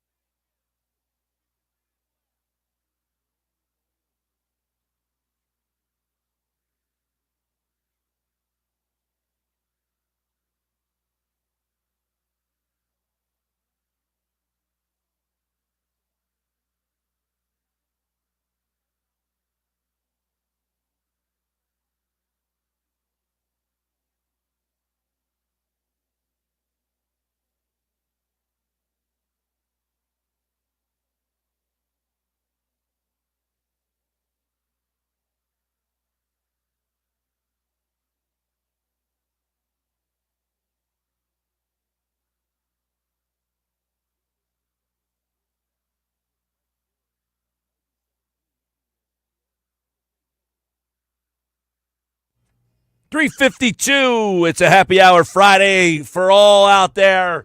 It's time for the Friday Five, my 5 favorite NFL Week 4 games this year. Now, we'll go back and revisit these in Week 4 of the NFL season when the NFL is back, but we are going to be counting down every week. That means we're getting closer to the NFL season because every Friday we get closer. We would be in Week 4 of the NFL from when we started doing the Friday Five. So let's take a look at the Friday Five here on the Sports Bash Live on 97.3 ESPN and take a look at what the big games in Week 4 will be this season. Josh, you ready to go? Let's go. Fire. Not a great schedule. Number 5, Minnesota-Pittsburgh. Could be J.J. McCarthy against Aaron Rodgers. It could be J.J. McCarthy against Mason Rudolph, Will Howard. which would not be as good. But Pittsburgh should be better than some of these other games that I had to choose from. Minnesota, J.J. McCarthy is a big deal. By Week 4, this might change if these two teams are different. But for now, that's number 5. Number 4, the Washington Commanders and the Atlanta Falcons. Is Michael Penix going to be able to get that Falcons team to a division championship? Will Washington get off to a good start? We'll see if this game is still in the Friday Five when we get to Week 4 of the NFL season. Number 3, this is the Monday night game. One of the Monday night games, actually. I think there's 2 Monday nighters this week. That's correct. Cincinnati and Denver. Playoff team last year, Denver. Cincinnati obviously has a ton of star power. 4 weeks in, we should know a little bit more about the Bengals. So we'll take a look at that game when we get back to Week 4 in the NFL. Number 2, Green Bay, Dallas. That one should be fun. That is the Sunday night football game. You'll be able to hear it on 97.3 ESPN. You know, Green Bay, Dallas, both teams trying to chase the Eagles for NFC supremacy. And the number 1 game in the Friday Five, unquestioned, not even a factor. No one else can come close. Might be one of the games of the year. Baltimore, Kansas City.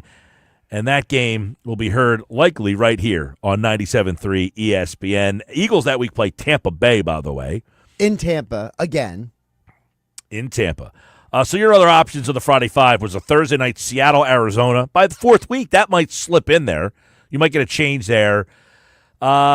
New Orleans, Buffalo, I think the Saints aren't going to be very good. Cleveland, Detroit, meh. Carolina, New England, meh. Chargers, Giants, oof. Tennessee, Houston, oof. Indy, Rams, oof. Jacksonville, 49ers, good grief. Bad week of football.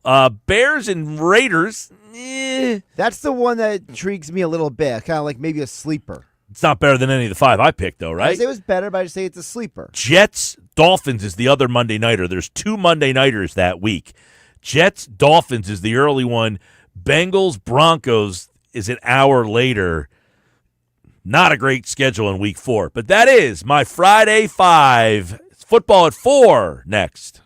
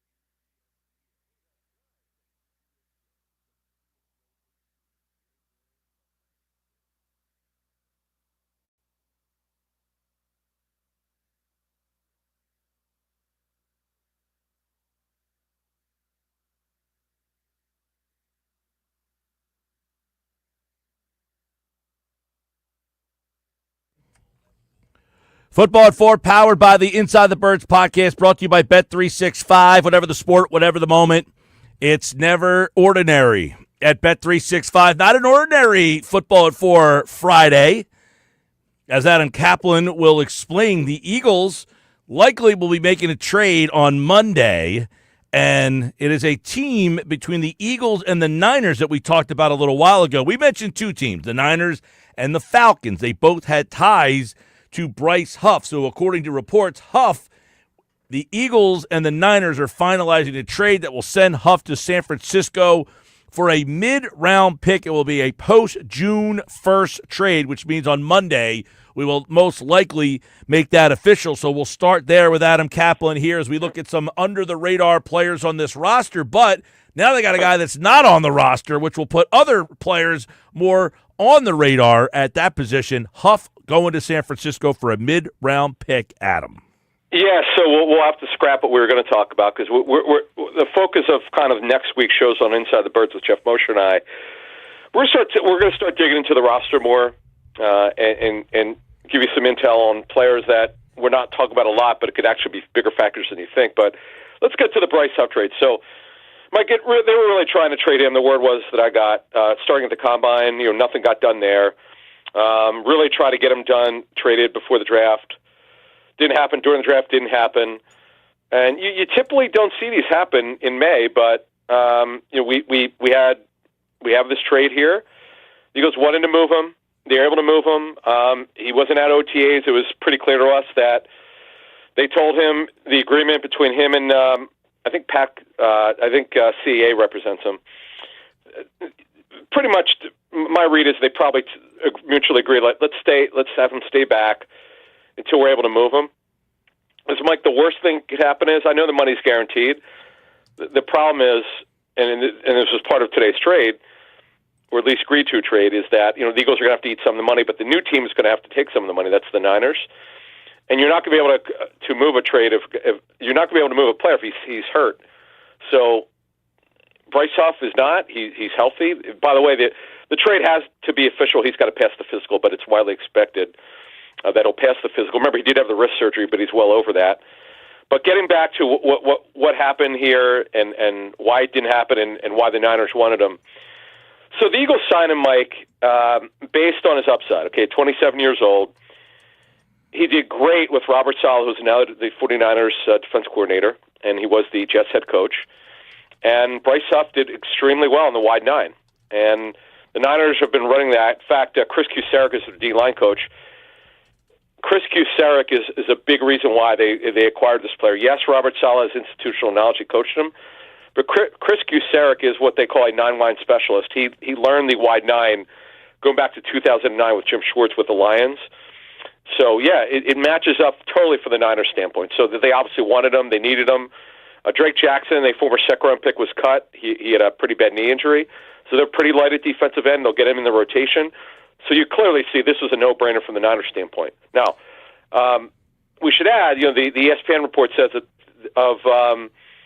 of the cash, which was due, this $16.75 million, the Eagles are going to take on $9 million of that. Now, Mike, you should know that the total cash that the Eagles are into him for, and it's unfortunate, but it's just a way of life. The total cash is going to be over $26 million that they owe him. So it didn't work for 1 year. They got $26 million. He's getting $26 million from them. The total cash for 2 years was $34 million. Oh well, it didn't work. Niners will take on the rest of the money of the $34 million owed, and it just didn't work. So I know why they did it, Mike. He's a young upside player, but what they didn't realize is it really only worked with his hand in the dirt. He's got to play in that 9 front. The Niners play more of it than anyone does, and it is what it is, Mike. That's just the way it is. Like, it didn't work. And give Howie credit. At least he's not taking all of the money. He moved the cash, which is extremely important to NFL owners. You'll hear we did a emergency pod on this, kind of a fun one. Owners never say to our GM, they don't go, "Hey, how much cap space did we save?" They go, "How much money did we save, and how much are we into him for this player?" That's all owners care about. Now, the general manager will care about cap space, which they're going to recover, and so will their contract negotiators. But they also care about cash. Cash is king, and they were able to move some of this. They do that, and according to the reports out there, the Eagles, it looks like, will take on only $9 million of the salary. The Niners will be responsible for the remaining $7.95 due to Huff this season. He was set to make $17 million fully guaranteed. The Eagles restructured the contract, so Huff worked with the Eagles to get out of there, it sounds like. Yes. Again, he was going to be moved. They wanted him off the roster. They found a team to do it. Again, they owed him $17.25 million from last season. $6.75 million is the cash this season. The Eagles are going to take roughly $9 million. The Niners take on, a little bit over $7 million. The Eagles are into him for $26 million. Oh well, it didn't work. Yeah. You move on, Mike. No, I don't think anybody's bemoaning that the Eagles. Now, the one question I would have is who made the mistake? Did Roseman get this player and Vic Fangio said, I can't use this player? Did Fangio lobby for this player and then say, I made a mistake, he doesn't fit? The Eagles loved, well, here's how it started. The Eagles, the word that I got, and there were like 4 teams in it for Bryce Huff, the Eagles got on him immediately. When Howie wants a player, he's not denied. Like, he met what they wanted. They gave him 2 years fully guaranteed, 3 year $51 million, first 2 years fully guaranteed to $34 million. They wanted him. And now, Howie is, this is the way I understand it, Howie always goes to his coordinators, hey, just let you know, this is the guy we want to sign. Make sure you watch tape of him. Right. They usually give the list, and they look at it. And then if Vic would have said no, they wouldn't have done it. It's not Vic's call, but Howie, one of his strengths is, Mike, he'll never force a player down the coach's throat. I know this for a fact. I've talked to, I don't know how many of their coaches, coordinators over the years. Howie's not perfect, no GM is, but he knows better. Now, what happened, Mike, was Huff, as a run-force player, was not very good. Technique was not very good. He wasn't getting the scheme. He'd not played in a scheme as a stand-up pass rusher before, and he clearly was not comfortable with it. Now, what we did on Inside the Birds was, because we have a relationship with Ryan Silverfield, the Memphis head coach, where he played, we had Silverfield on our show, and he spoke very highly of him. He was aware that he wasn't doing well, but he said, no, there was nothing to suggest. In fact, he said Huff would check in with him. Pretty good person. It just didn't work. But my one issue with Bryce Huff was, in addition to him not playing well, and we know he had the wrist surgery, he did that interview with the New Jersey paper. I thought it was in J.com, but I'm not 100%. But the week of the Super Bowl, Mike, that was terrible timing. He should have done that after the Super Bowl. That didn't help. It didn't blow up. I'm surprised it didn't blow up, but I thought the timing was bad. But overall, to move us along here, Mike, it didn't work. They have players at edge, Mike, which we can get into to finish this off.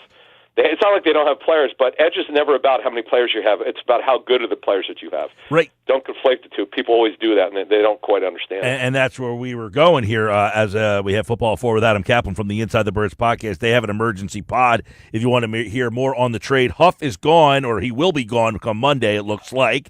So what's left? And, this tells me that, number one, not only were they comfortable moving Huff, a guy that they liked for $51 million a year ago, they got to feel pretty comfortable with what they have left over. Well, Mike, I think one wasn't really connected with the other. They were going to move Bryce Huff.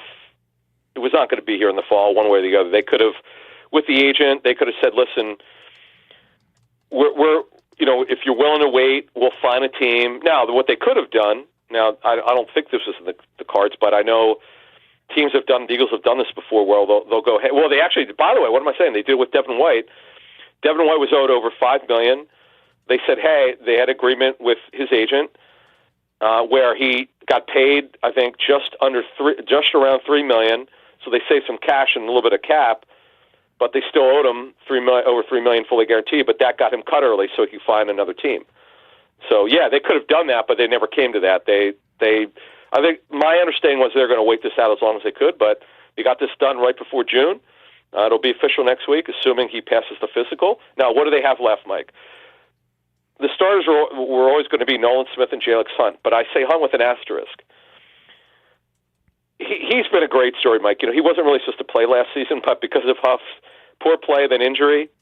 By the way, Huff, as Jeff pointed out to me, I forgot about this. He was healthy and active for the Super Bowl. Oy, that's not good. Yes. I totally forgot about that. So, Smith's definitely starting. He's come back from torn triceps. He'll be ready for the season. The only question is for training camp, will he be fully healthy or not? He's doing very limited work right now. Hunt right now would be a starter if the season started today. I know it doesn't start today, but right now we're projecting him to start. It doesn't mean he's playing 80% of the snaps. It might be 50, it might be 40. Ojulari, who they love. Guy's had a major injury history, but when he plays, he's really good. They know him very well, coming over from the Giants. Josh Uche, who the last 2 seasons not very good.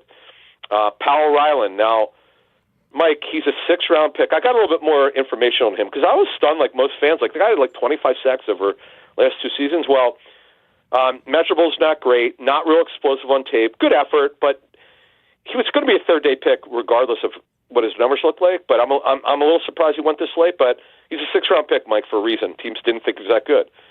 So, but he did have good college numbers. He's fighting for a roster spot. You've got O'Shawn Mathis, a former draft pick of the Rams, Mike. And Jahad Campbell, Mike, now, again, as we told people after he was drafted, they're going to try him at edge and inside backer. They don't know yet, and they have zero idea where he's going to be percentage-wise. It's going to be, A, when he's fully cleared, B, what's his learning? How well does he understand what he's being asked to do? They're not going to know that for a while, Mike, until they get deep in training camp. So they're really a guy short. They're going to have to add someone. We're going to talk about this more on our Monday Inside the Bird show. But they don't have a choice. They're going to have to add someone at some point. It doesn't have to be now. The season doesn't start till September. But remember, another nugget for you, Mike. In training camp, teams have always 3 levels of depth. You got your first-team defense, your second-team defense, and your third-team defense. You've got to have a minimum of 6 that are in your rotation for training camp, for injury and heat that happens, and then, of course, the preseason. So you're probably going to go to camp with 8 of them. They also have, I mentioned O'Shawn Mathis. KJ Henry was a former Washington draftee who's really done nothing in the league. So they're and again, we don't know about Campbell's availability for training camp. Let's not forget, Mike, Nolan Smith, great story last season. He did nothing as a rookie. For this first 2 seasons, he didn't do much his first half of the season either. Right, 3/4 of it was actually after week 4. He's only played well for 3/4 of one season. So let's not give him the Holy Grail yet. Great story. I've not seen anything like this before. Mike, when a guy does nothing year 1, bad training camp, disappointing preseason, you would just think, you know what? It's not looking good. But I give him credit. Super hard worker, very positive guy, talking to people about him. And now we'll see, Mike. We'll see if he could duplicate it. But again, he's only really very limited in OTAs because he's not cleared yet to fully practice. Right. But they still have a lot of questions. Patrick Johnson's there, but he's only a special teams player. They still have a lot of questions at edge. Let's be honest about it. All right, before we get out, they got a mid-round pick. I don't know what that means, 3, 4, 5. But if it's a 3, 4, or 5, were you surprised that you got that much for what Huff did last year? No, I'd be stunned if it's any. I mean, it won't be. If 3 would floor me, I would be shocked because remember, the Niners are taking on over $7 million. Now we don't know about the third year if they're tearing the contract up. We don't know yet. I'll have the details for us on Inside the Birds once the trade's completed. We'll get the breakdown. But look, I know people. Give Howie credit. Wow, he raked another team. He didn't rake anybody. They're taking on over $9 million here. Okay, they're going to be into him for over $26 million. So let's. I'm not criticizing Howie, but I think sometimes people give him blind credit. He missed on him, as I mentioned, because he thought, and I'll admit, I thought it was a very good move when they signed Huff, because I know from talking to the Jets how they felt about him. They tried to bring him back, but he was going to get way more than the Jets were willing to pay him. It just didn't work. So Howie's, he's arguably NFL's best GM. I mean, let's call it like it is. No one's perfect. Every general manager makes a mistake, but good for him. Move him cash. They saved cash. They saved cap. And they moved on after 1 year. I mean, that's it. I mean, that's all you could. What else could you say? All right, there you go. Bryce Huff going to be traded to San Francisco. We'll have the more details on it. There's a lot of details out there now you can check out. And, of course, the guys over at Inside the Birds broke it all down. Check out the podcast. It's an emergency pod at Inside the Birds on all podcasting platforms. Thanks, Adam. You got it. Thanks. All right, there you go. Football at 4 on a Friday edition here on the Sports Bass Live, 97.3 ESPN, the 97.3 ESPN free mobile app, live video on the Twitter X platform, at Mike Gill Show. You can text in your thoughts. Bryce Huff is traded to San Francisco. You look at what's left over. Let's break that down real fast. You've got Jalix Hunt, Azeez Ojulari, Josh Uche, and a bunch of the guys that Adam kind of mentioned there that are now kind of battling for roster spots and maybe a few snaps. Keep in mind, you're losing a player in Bryce Huff who was essentially a one-trick pony. They tried to make him more than that, and he couldn't really handle that role, and therefore he didn't perform. Then he got hurt, and then he lost his snaps because Jalix Hunt performed. I mean, that's essentially what happened. When Jalix Hunt got the chance to play, he performed, and they couldn't get him off the field. Remember, Brandon Graham also got hurt, so that even gave Hunt more opportunities to get snaps. So Jalix Hunt, to me, was going to be the guy who took that role. They didn't see a spot for Hunt or Huff. They didn't want a guy like Huff just standing on the sideline. They went out and precipitated these moves preemptively by bringing in Azeez Ojulari, who I was a big proponent of. I mentioned on this show a lot of times when they got to that second and third level of free agency, hey, there's one guy out there, I said, the only guy I could see out there that I think that they could go after would be Ojulari, and bang, they signed him. When did they sign him? I feel like I was on vacation when that happened, and I had like some sort of gratification of, hey, you know what? I had mentioned this guy as the one possible free agent that I would sign, and sure enough, they went and did it. Now, does that necessarily mean he's going to be a all-pro? Of course not. I happen to like Ojulari and think he's going to fit in pretty well, but is he going to be higher on the depth chart than Jalix Hunt? I don't know that. Josh Uche wasn't as excited about. That doesn't necessarily mean that Uche won't play or can't play and won't have a role. March 17th. March 17th. Yes, I was. Was I away March 17th? I think I left the 18th. So maybe it happened like right as you were heading out the door. Depends. Yeah, I don't know if it was like that night or. It says it was 5:15 at night. So I was on the air. Oh yeah, I was. I was on the air when that happened, but like for like the last half hour or so of the show. But that was the one guy that I was kind of excited when they signed him, and he was the guy that I was kind of pushing for. Uche, I wasn't as excited for. I wasn't excited for Bryce Huff at all.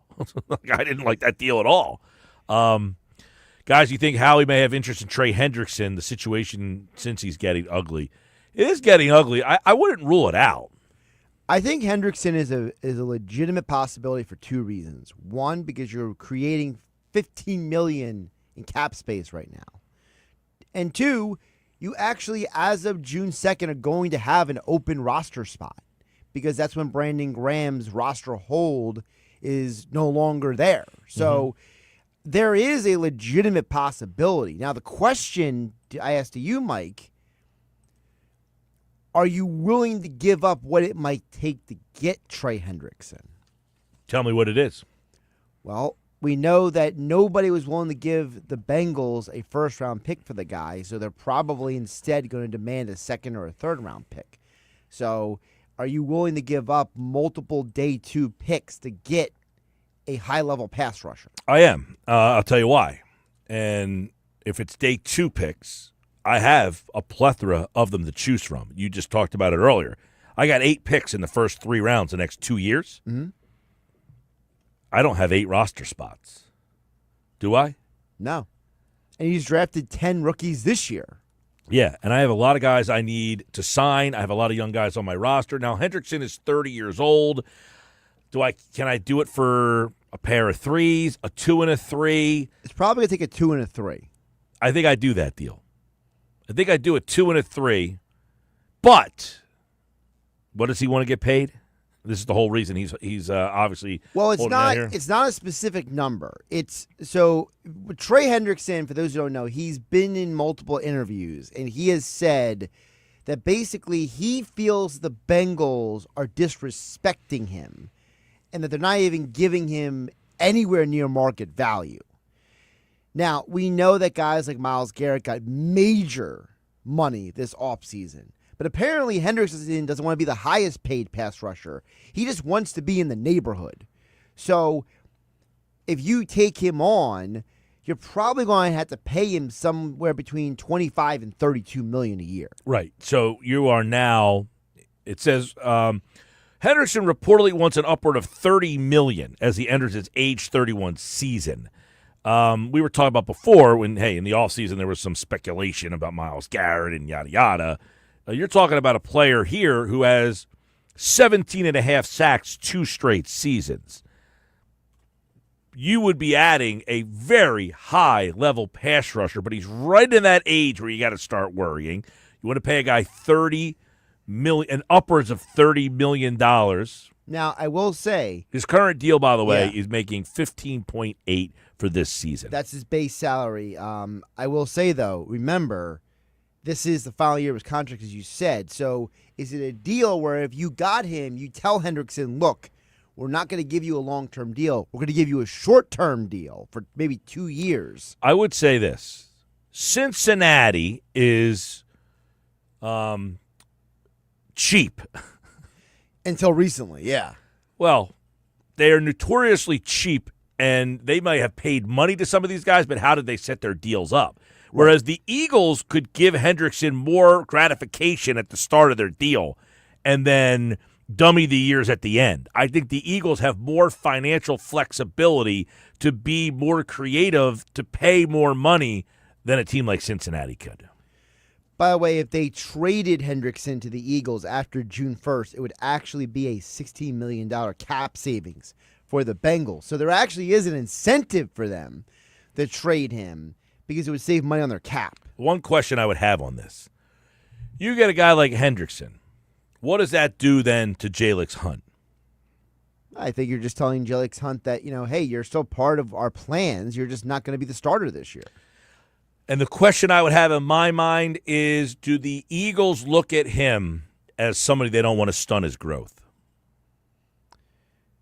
I mean, I would ask You might say, well, who the hell cares about his growth if you're getting Trey Hendrickson level player? Right. But they might say, look, we got a homegrown guy. We're not paying him all that much money. Why rock the boat here? Right. The theory might be we signed guys like Ojulari and Uche for this specific reason that we see Hunt as our guy in the future and that we don't want to limit his snaps too much. Well, I think part of the reason of trading Huff is because they see, hey, Hunt's the guy. We don't need Huff around here being a sourpuss because he's getting usurped by a third-round kid when he's making $51 million. That's a huge part of it. I also think just the Eagles wanted to rectify the Huff mistake, whereas Hendrickson is not a mistake. Hendrickson is well known as a great locker room guy, and maybe Hendrickson can come in and they can be good at Trey and be like, look, man, we want you to help mentor this guy Hunt. We want you to help him be the best he can be. And maybe Hunt will be open to that.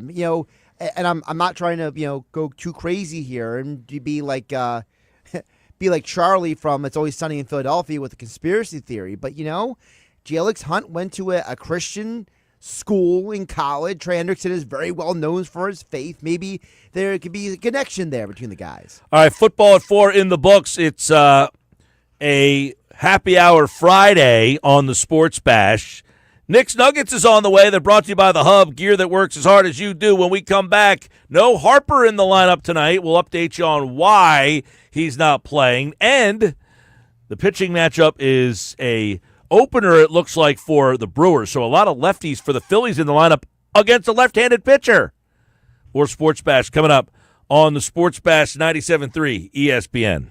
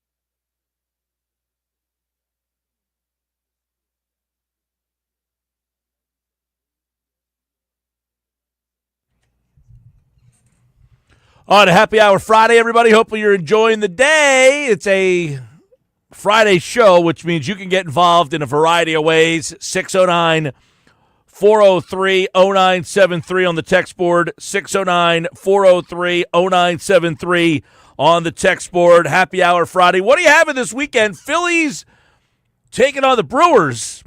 Perfect happy hour Friday team to be playing. It's time for Nick's Nuggets. They're brought to you by the Hub, gear that works as hard as you do. Nick Earnshaw is host of the Shift podcast and producer of the Locker Room weekends on 97.3 ESPN. I saw the old Locker Room crew met up at the old ball game last night up at Citizens Bank Park, and you were the kiss o' death in that game.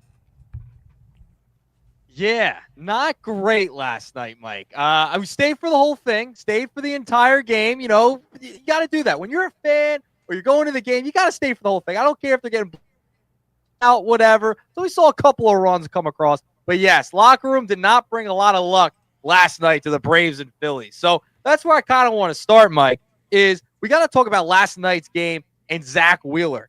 You know, Zack Wheeler, he's been really good all year.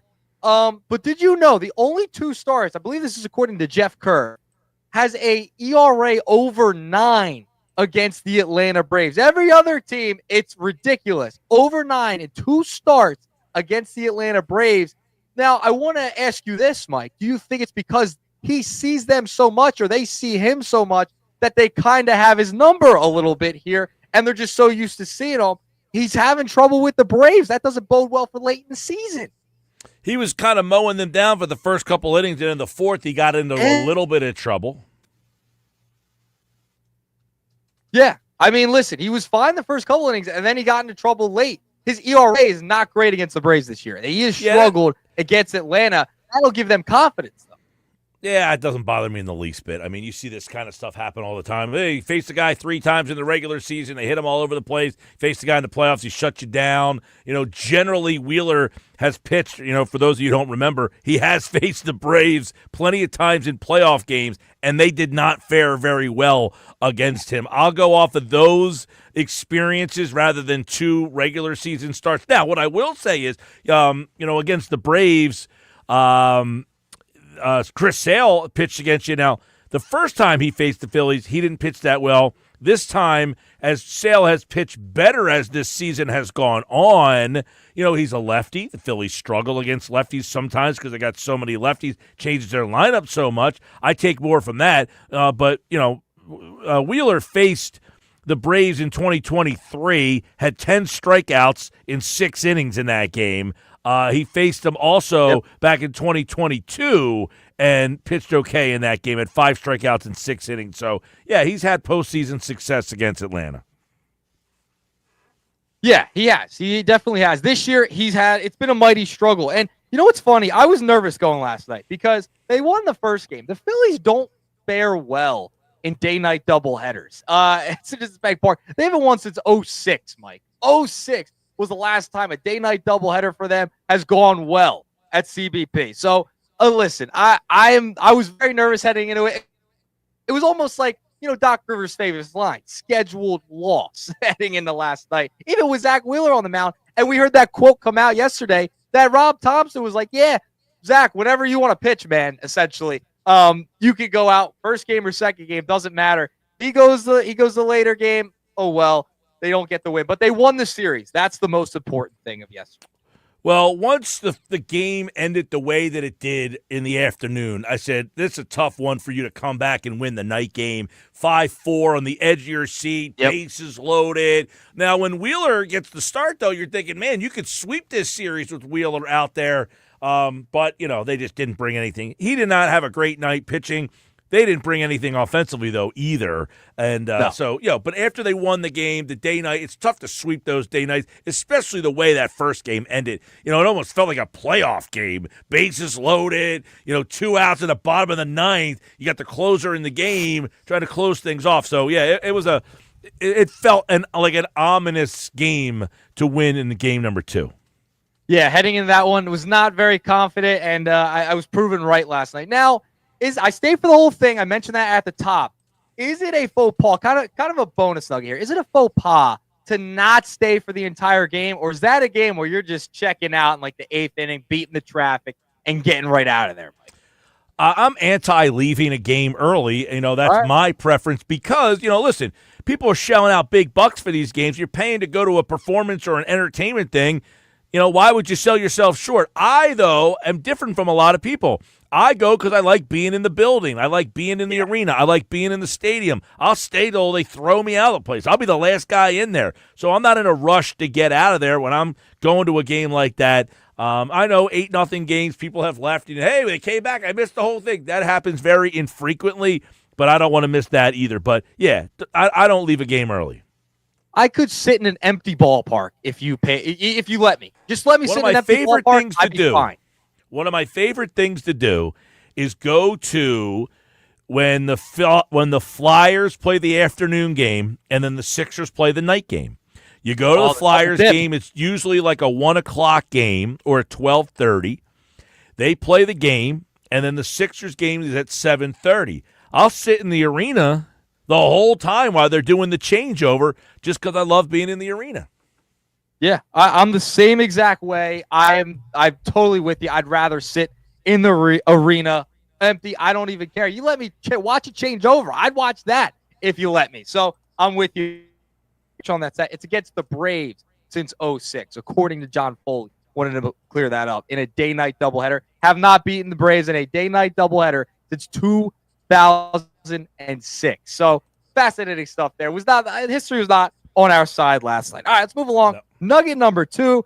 Listen, Rhys Hoskins is coming into town this weekend, Mr. Mike Gill, and we know with all the trade speculation going on this year with Rhys Hoskins the past week as well, he comes back into town against the Phillies with the Brewers.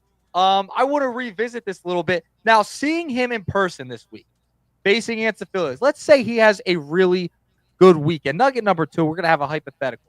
Has a good weekend, gets a few hits, has a home run. Is that going to change your mind into what they should do and possibly target Rhys Hoskins if he has a good weekend this weekend back at CBP?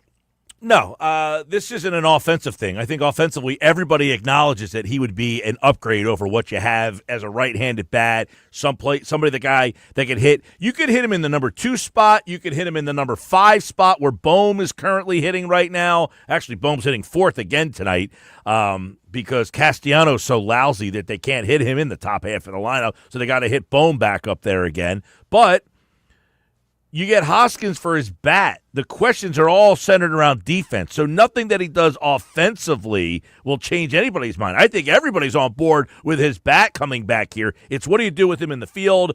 Bob and I talked about this earlier. I'm an advocate of just saying I'd keep Harper at first base and play Schwarber more in left field and have Hoskins be the DH. Now, it doesn't have to be an everyday thing. You can rotate those guys around. If you don't want to play Schwarber in left field. Look, I said this.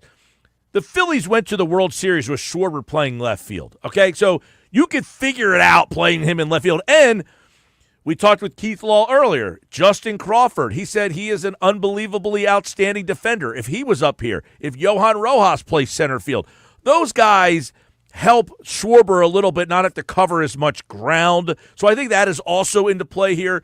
Keep Hoskins at first, keep Harper at first, play Schwarber more in left field, and then you can play Hoskins at first some days, have Harper be the DH. You can play, have Schwarber be the DH some days and sit Hoskins against a right-handed pitcher or something. You could rotate this thing around, but, hey, you're going to lose a little defensively if you bring Harper in here, no question. Yeah, you definitely are, whether it's Schwarber in left or Hoskins at first. You're going to lose something if you brought him back. I think that would be a nice deal to bring him back. I don't think you'd have to give up a ton to get him overall. But, it's funny. You had Johnny Marks on yesterday. He's the opposite of you. He doesn't want to see Schwarber out in left field, which I thought was funny because Hoskins is so bad at first. Schwarber, you're tolerable. You could tolerate him in left field. I could tolerate Hoskins at first, too. No, I can't do that. He's so bad at first base. Tolerate it? No. I know. I can't tolerate it. Because you know why? It's an important position. Left field, just catch the ball. Like, he's not going to do something ridiculous. He's not going to go diving for a ball that he shouldn't dive for. He's going to catch the ball in the air. He plays the ball off the fence well. We saw him, he'll make a throw into the infield. But Hoskins is like a fish out of water over there. The reason he got hurt is because he couldn't go after a pop-up. He just completely was like, he's terrible over there. That will cost you a game more than the left fielder. Well, we've seen it cost them a game against Atlanta in the playoffs before. So we've seen it. We've seen it happen. But I will say they go to a World Series with him playing first base. Just say they did. So it's the same argument with Schwarber and left. Things have changed, obviously, since then, but that's fascinating. All right, let's move along. Nugget number 3, Rojas and Marsh, okay? Rojas has really cooled off lately. I still think Rojas should see more at-bats, and we've talked about the consistency. He's really fallen off. He's back down to 240. Is there a concern with Johan Rojas and how he has kind of fallen off since the start of the season? He was batting 300 at one point, and lately, the past couple of weeks, he has not performed well at the dish. Do you think it's because Marsh came back and that's thrown him off, not having those consistent at-bats? Because I think that's kind of been part of it. I 100% agree with that. I said before, Rojas isn't the kind of guy that can platoon. He needs to play every single day. He needs to get in the lineup. He makes things happen. He's not going to go 4 for 4 every day. If he gets on once, steals a base, comes around there, he produces, he generates runs for you. And he has more ways that he can get on base than Marsh. He gets on base by accident sometimes. Those are the things that you do, with your speed. Marsh doesn't utilize his speed as well as Rojas does. But I definitely agree. I think that Rojas' effectiveness has gone down, and it's coincided with when Marsh has come back and cut into his playing time, and he's not getting those every day at bats. That's when Rojas is at his best. Yeah, and I think it's hurt him. You've seen it in the batting average. You see it in some of the numbers. He's not the same player when he's not getting those consistent at-bats, and we've seen it. He's a guy, listen, we know his baseball IQ. He makes some dumb decisions sometimes, but that glove in center field's massively important. He can steal bases, like you said, generate runs. But if he's not getting those consistent ABs, that average is clearly going to dip, and so is the OPS. Yeah, and we talked to Keith Law earlier today about Justin Crawford. He thinks, if you brought Crawford up now, that he would he is very good defensively. He's a major league defender right now. He says he would put the ball in play against both righties and lefties, and he says, I think he can hit 20 home runs in a season. That's something that I thought was eye-opening, because he said right now his swing profiles is everything on the ground, but he thinks he does have the power in him if he kind of tweaks his swing. Maybe not for this season right here, but he said he could come up and hit right now. Would he be an option to just say, hey, you know what, we're going to pull the plug on this center field thing and just go to Crawford around the trade deadline? That might be what you're kind of profiling at, because I think the Phillies have to see what we see. You've lost the effectiveness of Rojas as an everyday, because you're not using him every day. Marsh is obviously, he's played well since he's come back in terms of hitting. He's hitting over 300 since he's returned from the injury, but, nobody trusts him. No, I don't trust Marsh one bit. And, you and I have talked about it with Justin Crawford. He's a guy, I would like to see them maybe bring him up. I would not hate that option at all. But that's fascinating that Keith Law said maybe he could be a 20 home run guy. I don't know about that and his power. I know his swing profiles as hitting the ball on the ground, being a contact type of guy. I would like to see Crawford. I would not mind that. I mean, you brought Johan Rojas up from Double-A straight to the big, skip Triple-A. So I think Crawford could kind of do the same thing and be fine. Like, I'm not worried about him making the jump.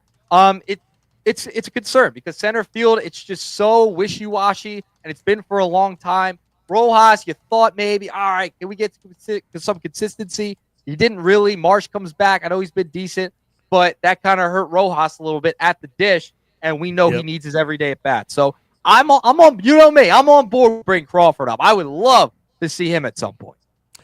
Hey, we always love the new guy. The new young toy it's a way of life in the states that we live in now, man. We always want the new young guy. But I agree. If you're not going to play Rojas every day, you've lost his effectiveness, and Marsh is not the answer. If you have an option right now. Now, I thought the interesting thing I asked Keith Law was, would you trade – which guy would you not – he said I would not move Miller or Painter. He said he would be open to trading Crawford, and he thought that trading Abel or Crawford for Mason Miller might be enough. It could be, because his value might be down a little bit. He's blown some saves. He's had a little bit of trouble. We'll see if the A's want to give up on him. They didn't want to give up on my guy, Brent Rooker, but it's okay. They gave him a contract extension. Maybe you could get one of those A's, get Miller as a back end of the bullpen type of guy, because they'll need him, because we talked about it yesterday on the Nuggets. You can't keep sending Walker and Strom utilizing these guys. You're going to strain all season for the postseason, too. Yeah. Losing Alvarado, huge, because now you really got to stretch those arms out. Well, and listen, they got to figure out what to do at the back end of the bullpen. You saw Romano last night again. He did end up getting the save, but I don't think that the Phillies think they can trust Jordan Romano to save an October baseball game in that same situation. That felt like an October game yesterday. Bases loaded, nobody out, places going bonkers, and you got Romano out there, and he loads the bases up. And he needed your boy Marchand to bail him out by throwing out a runner.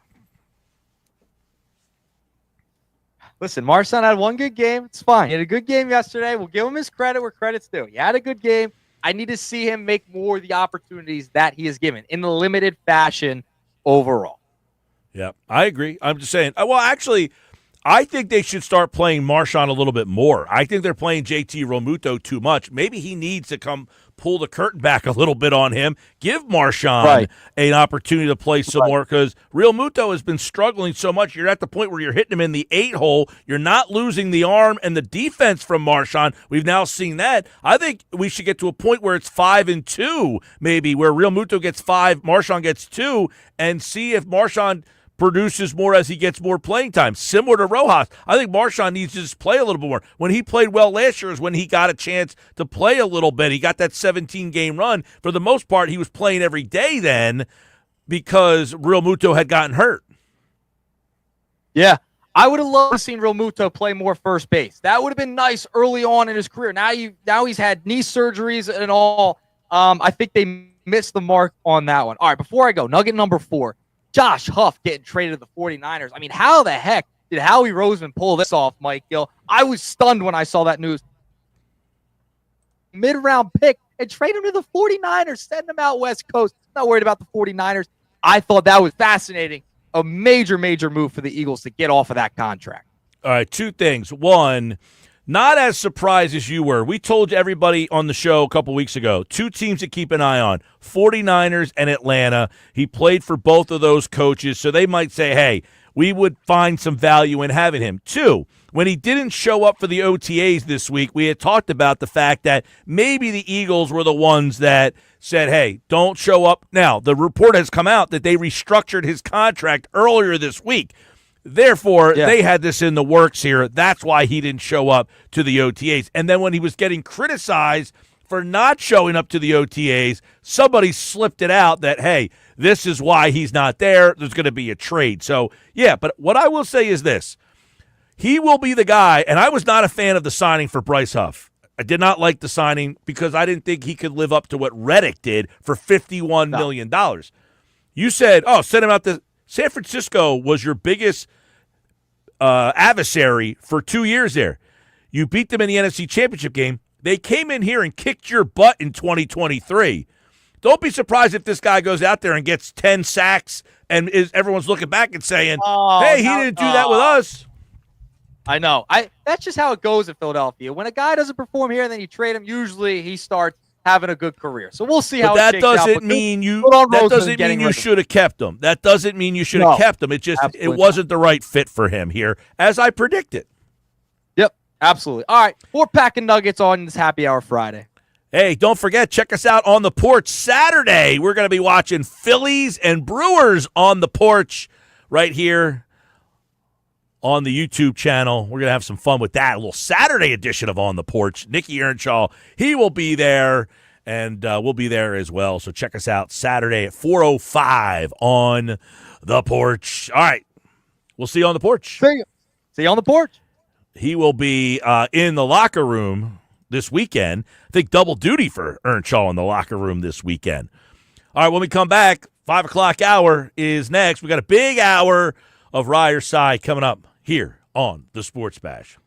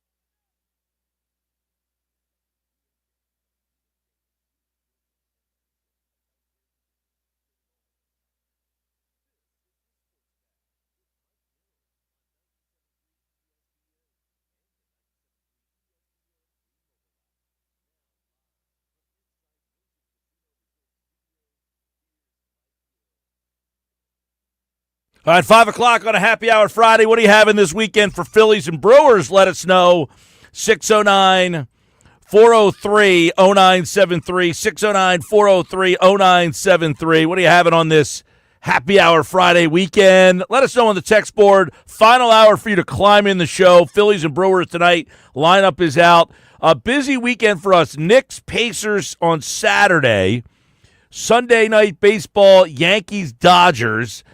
And then the NBA Finals start next week. It's probably going to be it's going to be a Thursday start for the NBA Finals.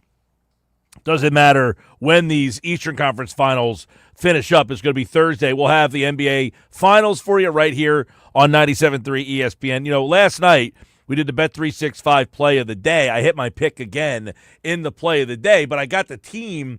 You know, I had said I thought there was going to be a blowout in the game last night. There was a blowout in the game. I said, it feels like this game for the first time is going to be a blowout. But I thought it was going to be the Knicks that got beat by the Pacers last night, but it was the other way around. I thought the Knicks were going to kind of run out of gas. Like, they have been just down in these games, coming back in these games, and I felt like one of these nights, their effort was just going to be minimal. Not because they're quitting, but because, like, you just can't keep playing at that level all the time. And one of those nights, you just don't have it. And it kind of felt like everybody just assumed the Knicks would win. You know, I hit the pick, which was the under in the game last night, but I thought there would be a blowout, and I thought it would be the Pacers beating the Knicks. So I was wrong on that aspect of it. But I do think the Knicks might bring it back to MSG on Saturday night now. This is going to get interesting. See, don't say you were wrong about the team, because the pick wasn't about the team. I'm a big believer in, Mike, if your rationalization is right, all the other stuff is wrong. It doesn't matter. You got the pick right. Your method of getting to the right destination may be weird, but if you got to the right destination, you are a winner, my man. Yeah, listen, it's like Occam's razor here. You know, it's the principle that suggests that I was faced with multiple explanations for a phenomenon of how this would all happen. The simplest explanation would have been, I got the pick right. I mean, like, it's usually the best way to go about it and say, hey, I gave you the under last night. It hit, and I have been, what is my record now? 175, 114, and 1. Yeah, 175, 114, and 1 when I'm giving you a play on the show. So the Occam's razor here is that I should have just gone with the simplest form of explanation, which is I won the play last night. Yeah. But I wanted to say I got the fact. I thought there would be a blowout in the game. I just got the wrong team of who would do that. I had to step in because you're giving a bit of a Josh explanation there. You started turning into me a bit there, and I think the audience get a little confused and listen to Mike Gill or Josh Hennig. Well, listen, I got plays for you. I keep winning the plays. I'm winning at an alarming rate. Just keep playing the plays. You should play the plays. Me? Yeah, I mean, I'm winning 60 games over 500. Listen, man, what gambler out there bets on games at over a 60 game over 500 clip? I mean, I don't know anybody on television. I don't know anyone ever. I mean, I typically hit that percentage in the football season, but I don't do picks all season long. I'm just throwing them out there casually for people. I don't think you're doing casually. Yeah, just, hey, I'm giving you a game. I gave you WNBA games. You go by the trends. I know your boy Jeff in Ocean City plays those games. He does. Yes. He texts me when you get him wrong, and he texts me when you get him right. Oh, so he's got my fan. Well, I'm 173 and what? 175 and 114. 175 and 114. I have 175 texts. You told me the pick won, and I have 114 texts telling me the pick goes wrong. I like the fact that he's on the standings there. Man, does he say, like, man, this guy's on fire? It's more like he'll critique the picks. It's more like he'll send me a picture of the screenshot, and then he'll his bet. Of his bet. I'd like to know from Jeff in Ocean City if he sent a Happy Hour Friday picture in earlier. He looks like he's got a nice cold one, but it's in an Eagles tumbler, so I don't know what it is. Oh, so we need some clarification on that. Mm-hmm. Now you got yours in the. I mean, what kind of criticism could he give of the pick? Well, like, for example, if you get a pick wrong, he might say something like, wasn't a good pick. Shouldn't have listened to Gil. I'm 60 games over 500, man.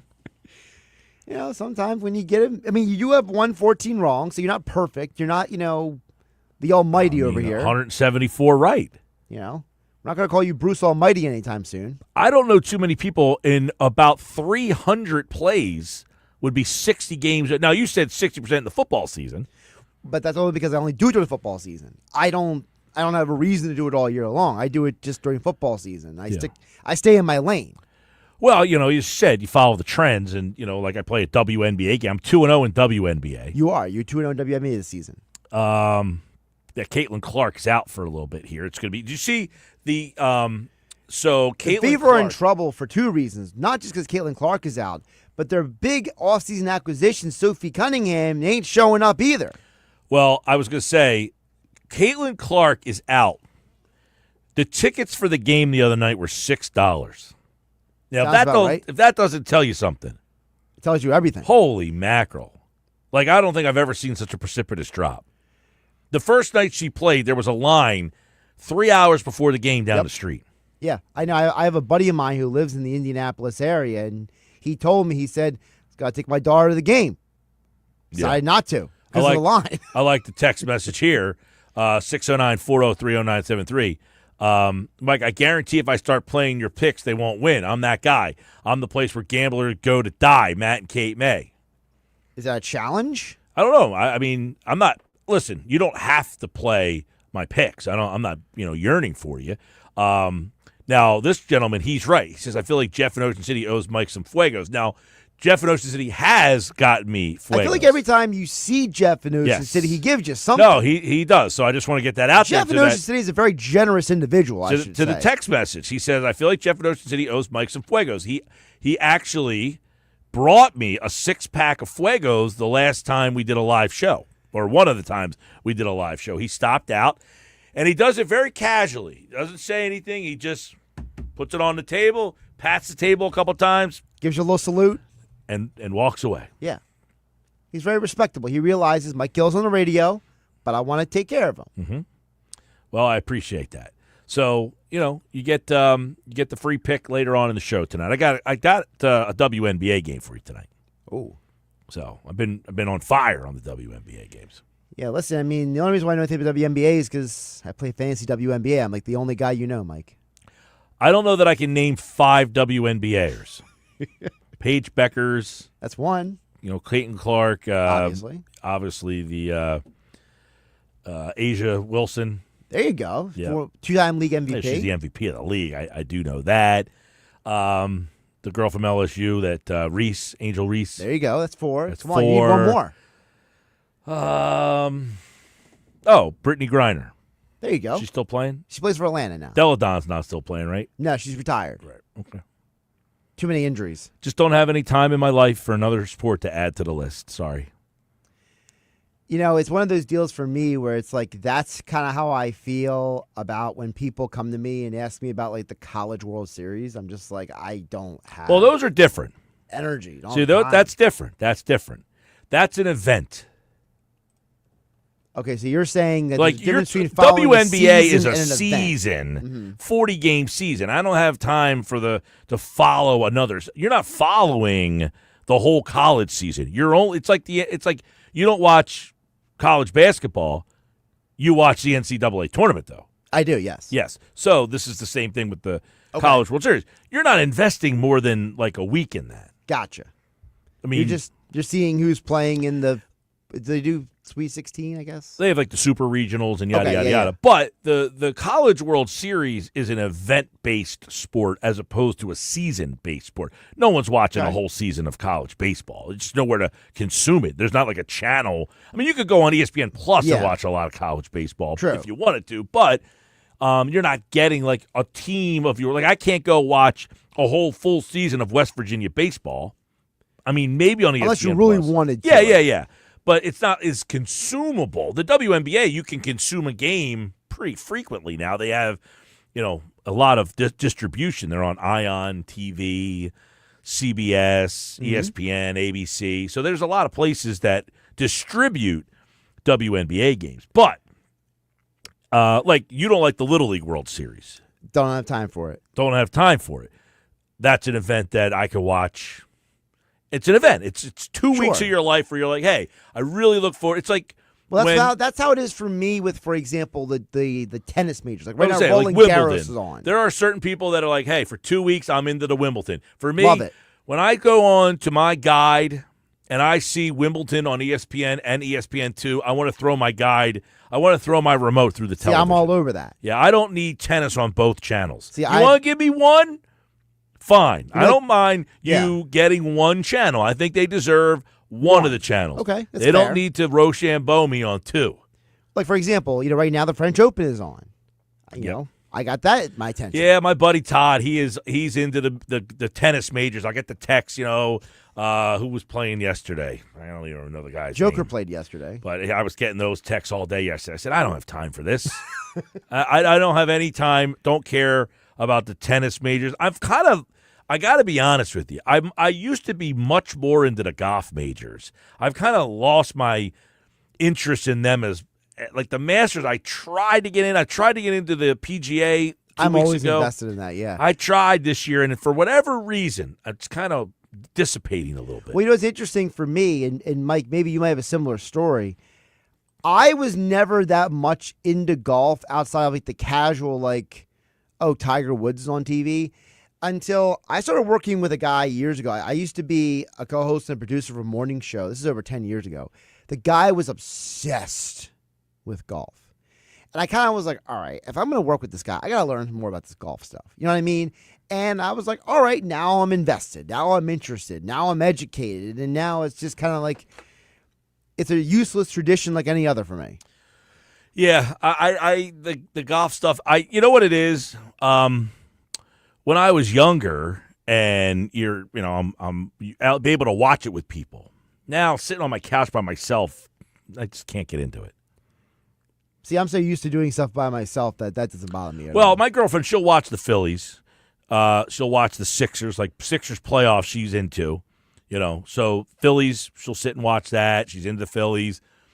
If I put golf on, I can't commandeer the television to where I'm saying, hey, I'm going to watch 6 hours of golf on a Sunday. And quite frankly, I don't want to watch 6 hours of golf on a Sunday. I don't really watch all 6 hours. It's more like as I'm doing or watching other stuff, it's like in the mix. You know what I mean? Like, there's never been a day where like I was like solely like, it's only on this channel and it's never leaving. Yeah. Real quick, Bryce Harper fielded grounders today. He Not is Bryce out Huff. of the Phillies lineup. Nope.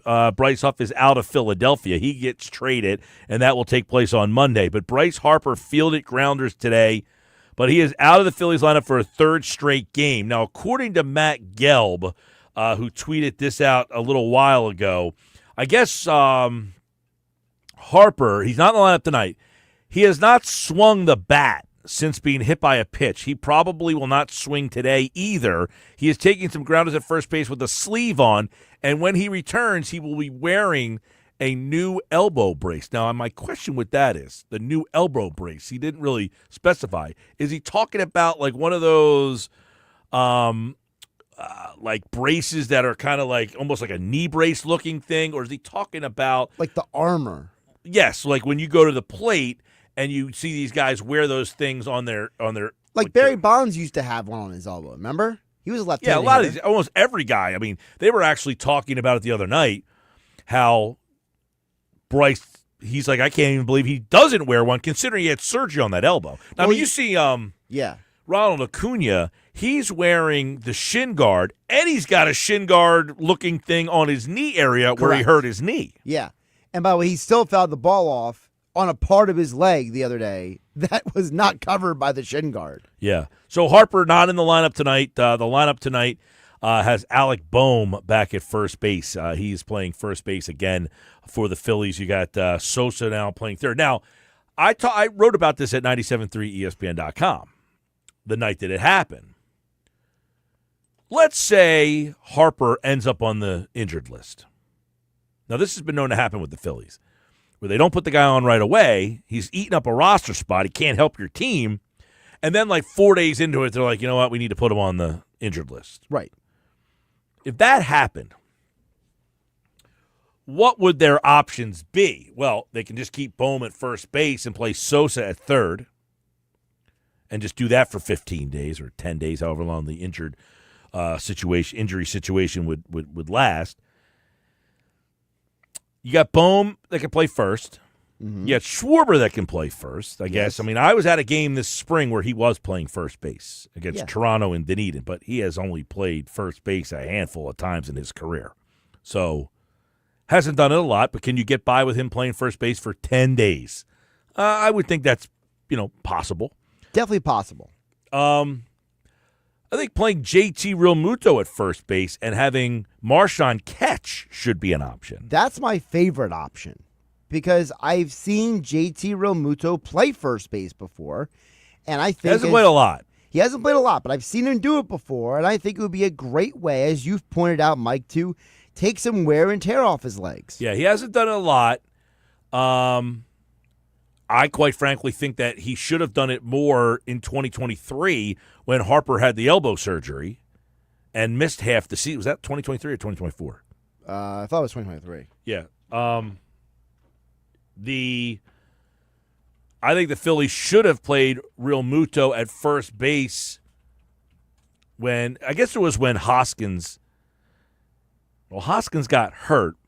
It was the 2022 season, and then he didn't play until later in 2023. Right, and then when did Hoskins got hurt in the 2023 season in spring training? Yeah. So that is when they needed a first baseman. They used Derek Hall that year. Yes. That is when I thought they could have played Realmuto at first base more to get him out from having to catch every single day. That was a way to say, you know what?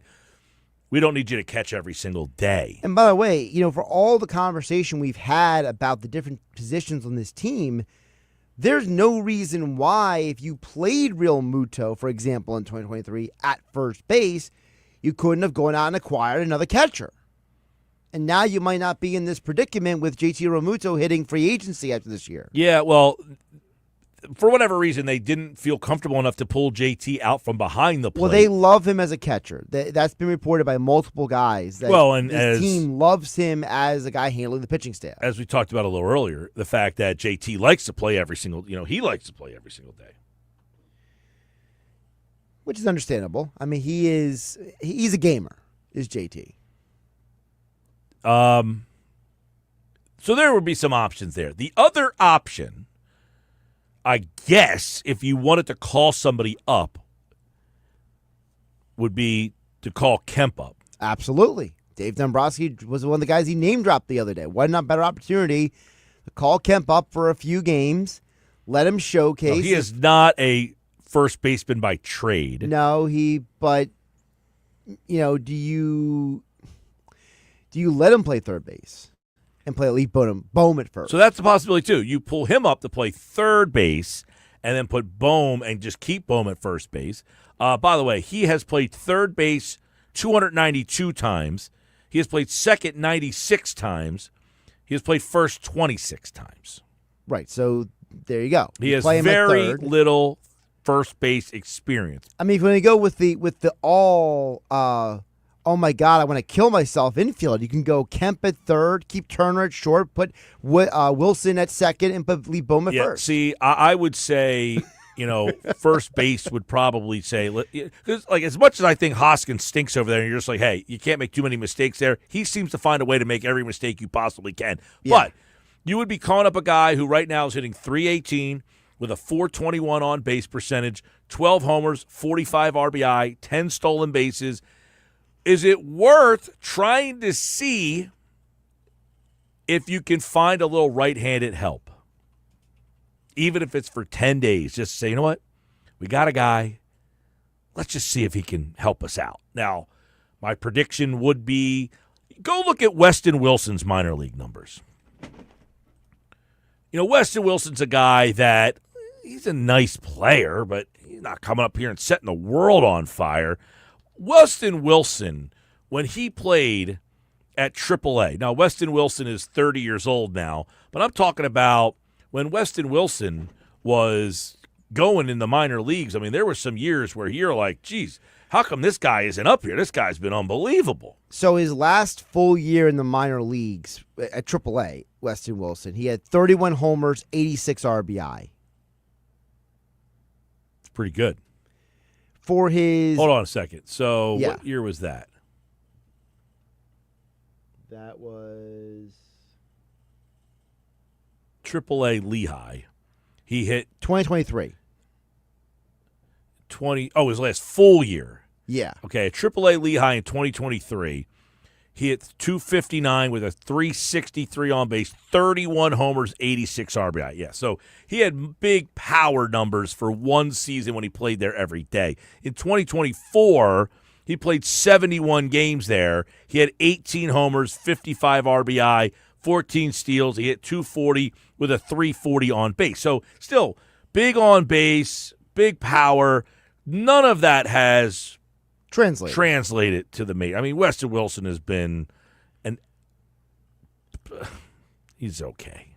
He's a solid guy to have on your bench. He's nothing to write home about. The solid part about Weston Wilson isn't his bat. It's that he can play multiple positions. That is true. That is what gives him. And he's right-handed. Yes, and he's right-handed. But that is what gives him some major league value. It's the fact that he plays multiple positions. So if somebody gets hurt, hey, go grab your glove. He can go play first. Yeah, hey, go grab your glove. He can play left field. He's like Eric Bruntlett. Yeah, but just so when people look at Kemp and say, look at this guy's numbers. Now, I will say Kemp's numbers right now are better than Weston Wilson. I'll take the 31 homers and 86 RBI that Weston Wilson had in the minors. And by the way, that year he had a 363 on base and an 879 OPS. So, I mean, he was hitting with legit power, but that has not translated to the major league level. In fact, at the major league level, he has 5 career homers. Right. So, and listen, he is hitting 271 with a 367 on base at the major league level. Is it fair for some people to wonder, well, what would he do if he played every single day? I think I've seen pretty good evidence. I've seen that story. It's called John Mayberry Jr. Yeah, I was going to say, I see pretty good evidence to me that Weston Wilson is overmatched if he played every single day. Now, right now, he's hitting 200. I have no desire to see more Weston Wilson. And quite frankly, to me, playing him in a platoon with Kepler right now tells me you don't trust Kepler enough, and I need to get a better right-handed player. So now I need a better bat in both left field and in center field. But hey, if you wanted to call Otto Kemp up at some point, just to coming up, Mike, on the schedule. My point with Kemp is this: if for whatever reason you had to put Harper down for 10 days on the injured list, right? Why not just see, hey, guess what? You're going to come play first base for those 10 days. Or third base. And see if he can handle the pitching. See what it looks like. Yeah. Just a little tryout. Why not? Absolutely. Those would be some of the options for me. By the way, you got a 4-game series coming up with the Marlins. Might be a perfect opportunity. You also got a series coming up with the Pirates. Another perfect opportunity. I'm glad you brought that up. What did because the Mets were playing the Rockies the last couple days, and you've been playing the Mets have been playing the Rockies, and you're seeing if they gained any ground on you. Nope, they lost ground. There was a game and a half. Now they're down 2. They're so playing you played the Rockies Braves today, tomorrow, and Sunday. No, they played the White Sox. They played what? How did that series go with the White Sox? They beat them 2 out of 3. So the White Sox won a game. You won 2 out of 3. So in the end, they gained no ground. Even Stevens. Yeah. Braves are 9.5 back. The Nationals are 10 back. I mean, they are a half a game above the Nationals. The Mets are 2 back right now. Mets are playing the Rockies while you're playing the Brewers. The Brewers, by the way, are a game over 500. They've won 4 straight, 7 out of 10. All right, Sports Bash Live, 97.3 ESPN. When we come back, the Eagles made a trade today. We'll explain next on the Sports Bash Live on 97.3 ESPN.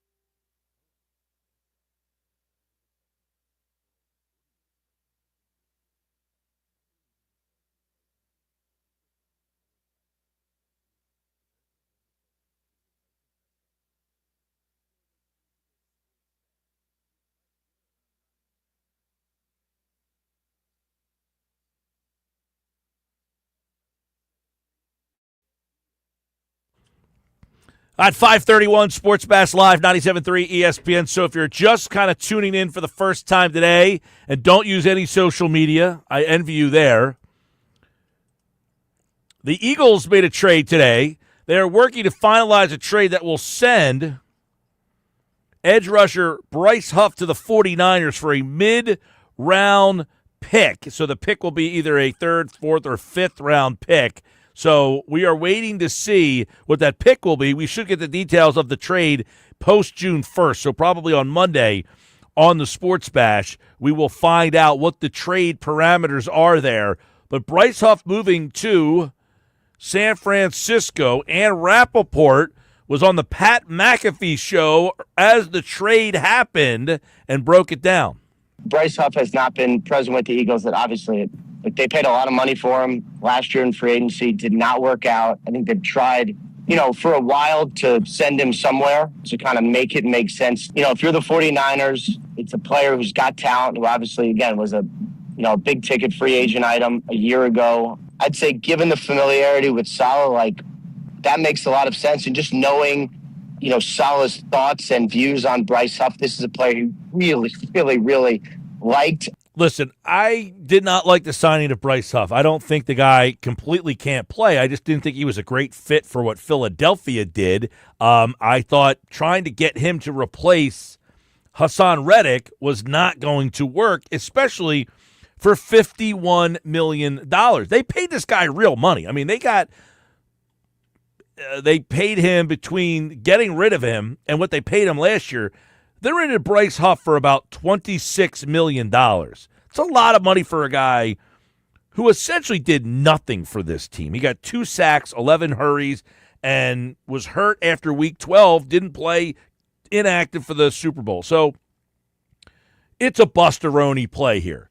But you take a look at what Ann Rappaport says, it's not a total loss. Yes, they're eating some of the money. Here's why. If you're going to trade a player who obviously did not perform with the Eagles and he's got a lot of money, if they want to trade him, they're going to have to eat some of it. I would say it's a similar conversation with Jalen Ramsey. Obviously the Dolphins are certainly open to trading him. It seems like he's open to leaving. How much money are they going to pay, if any?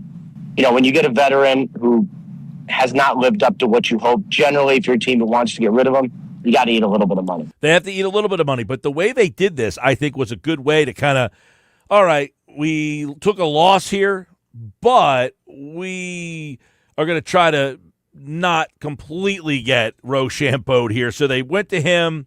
They had him change his deal up a little bit and then moved on, got him to agree to kind of take less money to get out of here. So kind of a win-win for both sides, but the Eagles identified that they made a mistake, and they moved on. By the way, Bryce Huff, if you're watching on YouTube and on the X platform, posted this picture. It's a picture of him with the Deuces sign up. Him in an Eagles T-shirt, 2 fingers, Deuces, I'm out of here. He basically rearranged his contract so that he can facilitate getting traded. Listen, I respect Bryce Huff for being willing to do what it takes to get out of the situation he's in. I'm still mad at him for not being productive with Philadelphia, but I respect the fact that he went to the Eagles and said, all right, what do we got to do to make this happen? Talk to me. Well, listen, I'm not mad at him for not playing better. I don't think that it was a great fit for him. So you're saying all along it just was never going to work? I didn't like the deal, but I saw him as kind of a one-trick pony. And to me, it was baffling to bring in a guy. Now, I know Reddick was a little bit of a one-trick pony as well, but he did play all the time. He did. Reddick was a 3-down guy, and even though he wasn't a great at the other aspects of the game, you at least felt he was respectable, whereas Bryce Huff was getting ripped by his defensive coordinator once a month. Yeah, I and there was some talk about Bryce Huff Reddick, that part of the problems in 2023 that he was chasing sacks and he wasn't, really he wasn't listening to the calls. He was trying to get his sack totals up because he was freelancing. He wanted to get paid. Yeah, and there was that comment that he made in December of 2023. Remember, he was complaining about. He's like, You can't ask a guy who's good at sacks to be dropping in the coverage. He complained about the communication on the defense. And at the time, we were like, whoa, look at Bryce Huff. Look what he's saying over here. Then they come to find out later that he was part of the problem with the defense. Yeah. Well, listen, you save, $7 million in cap space? Yes. You take on a $9 million cash hit. No cap. Right, no cap situation. So the Eagles really say, look, I'll pay the money to get out of this mess. Right. Basically, Howie Roseman went to Jeffrey Lurie and said, look, we can get rid of this guy, open up a roster spot, but you got to pay him $9 million. Then Jeffrey Lurie probably said, well, how much were we going to pay him? Yeah. And then Howie reminded him, well, we signed him to a 3-year, $51 million deal. And Jeffrey Lurie's like, hang on a sec. You're telling me that instead of paying a guy $51 million, that I got to walk away with paying a guy a total of $20 million instead of $51 million? Mm-hmm. According to the owner, he's probably like, sure, whatever at that point. Yeah. I like them moving on from him here, though, because I felt like it tells me two things. One, they want Jalix Hunt to win this job, right? They trust him. They feel comfortable that he's ready for that job. And they signed two guys to compete with Hunt so that he's not just getting handed the job. So there's still competition. But what it does is eliminates a guy making $51 million standing there.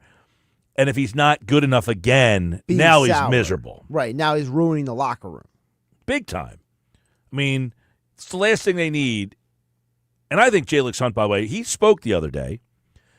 And I was very intrigued by some of the stuff that Jalix Hunt said.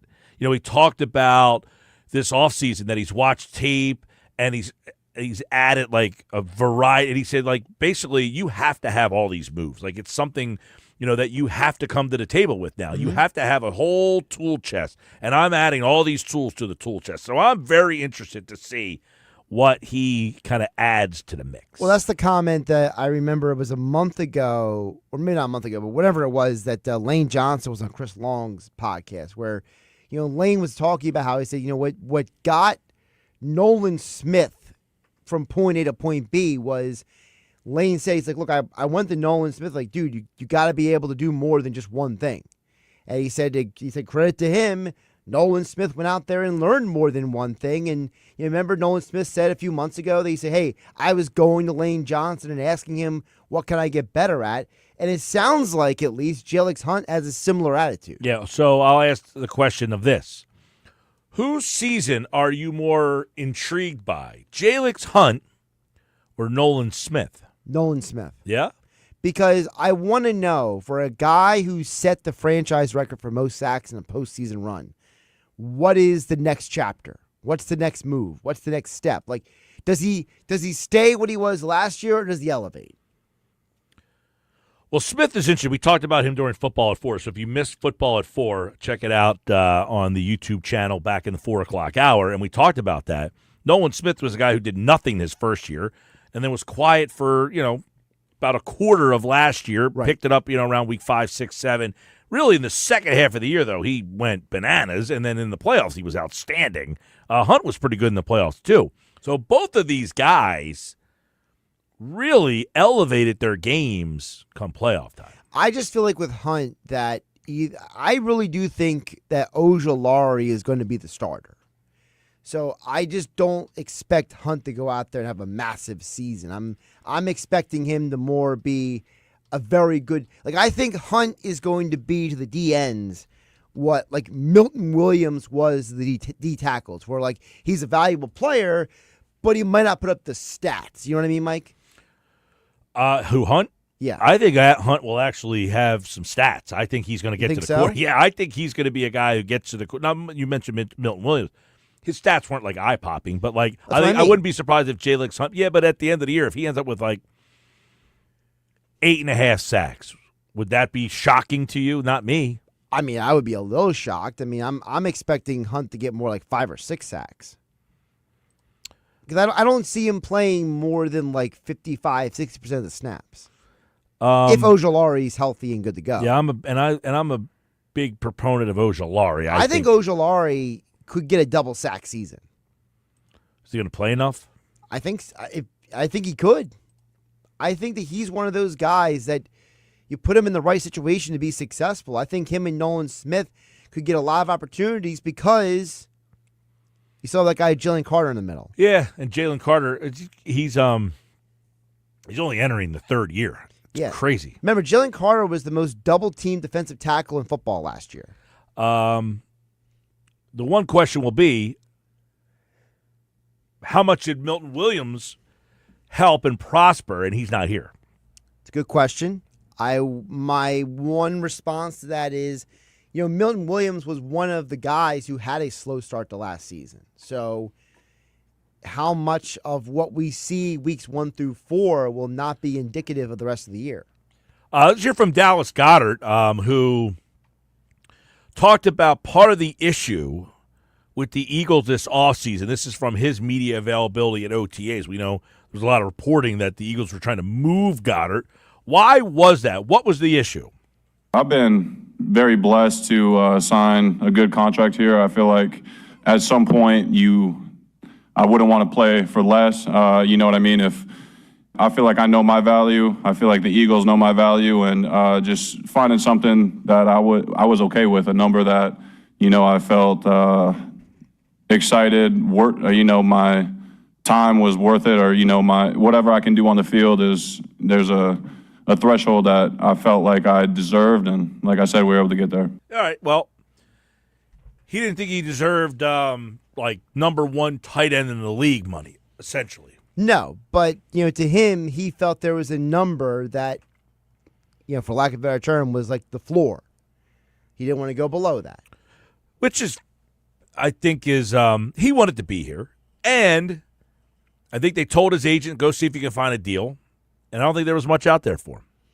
No, and to your point of him wanting to be here, he said overtly, he's like, "Look, I'm glad to be back." Yeah, there was a little bit of uncertainty going into the offseason. Talked with my agent, talked with Howie.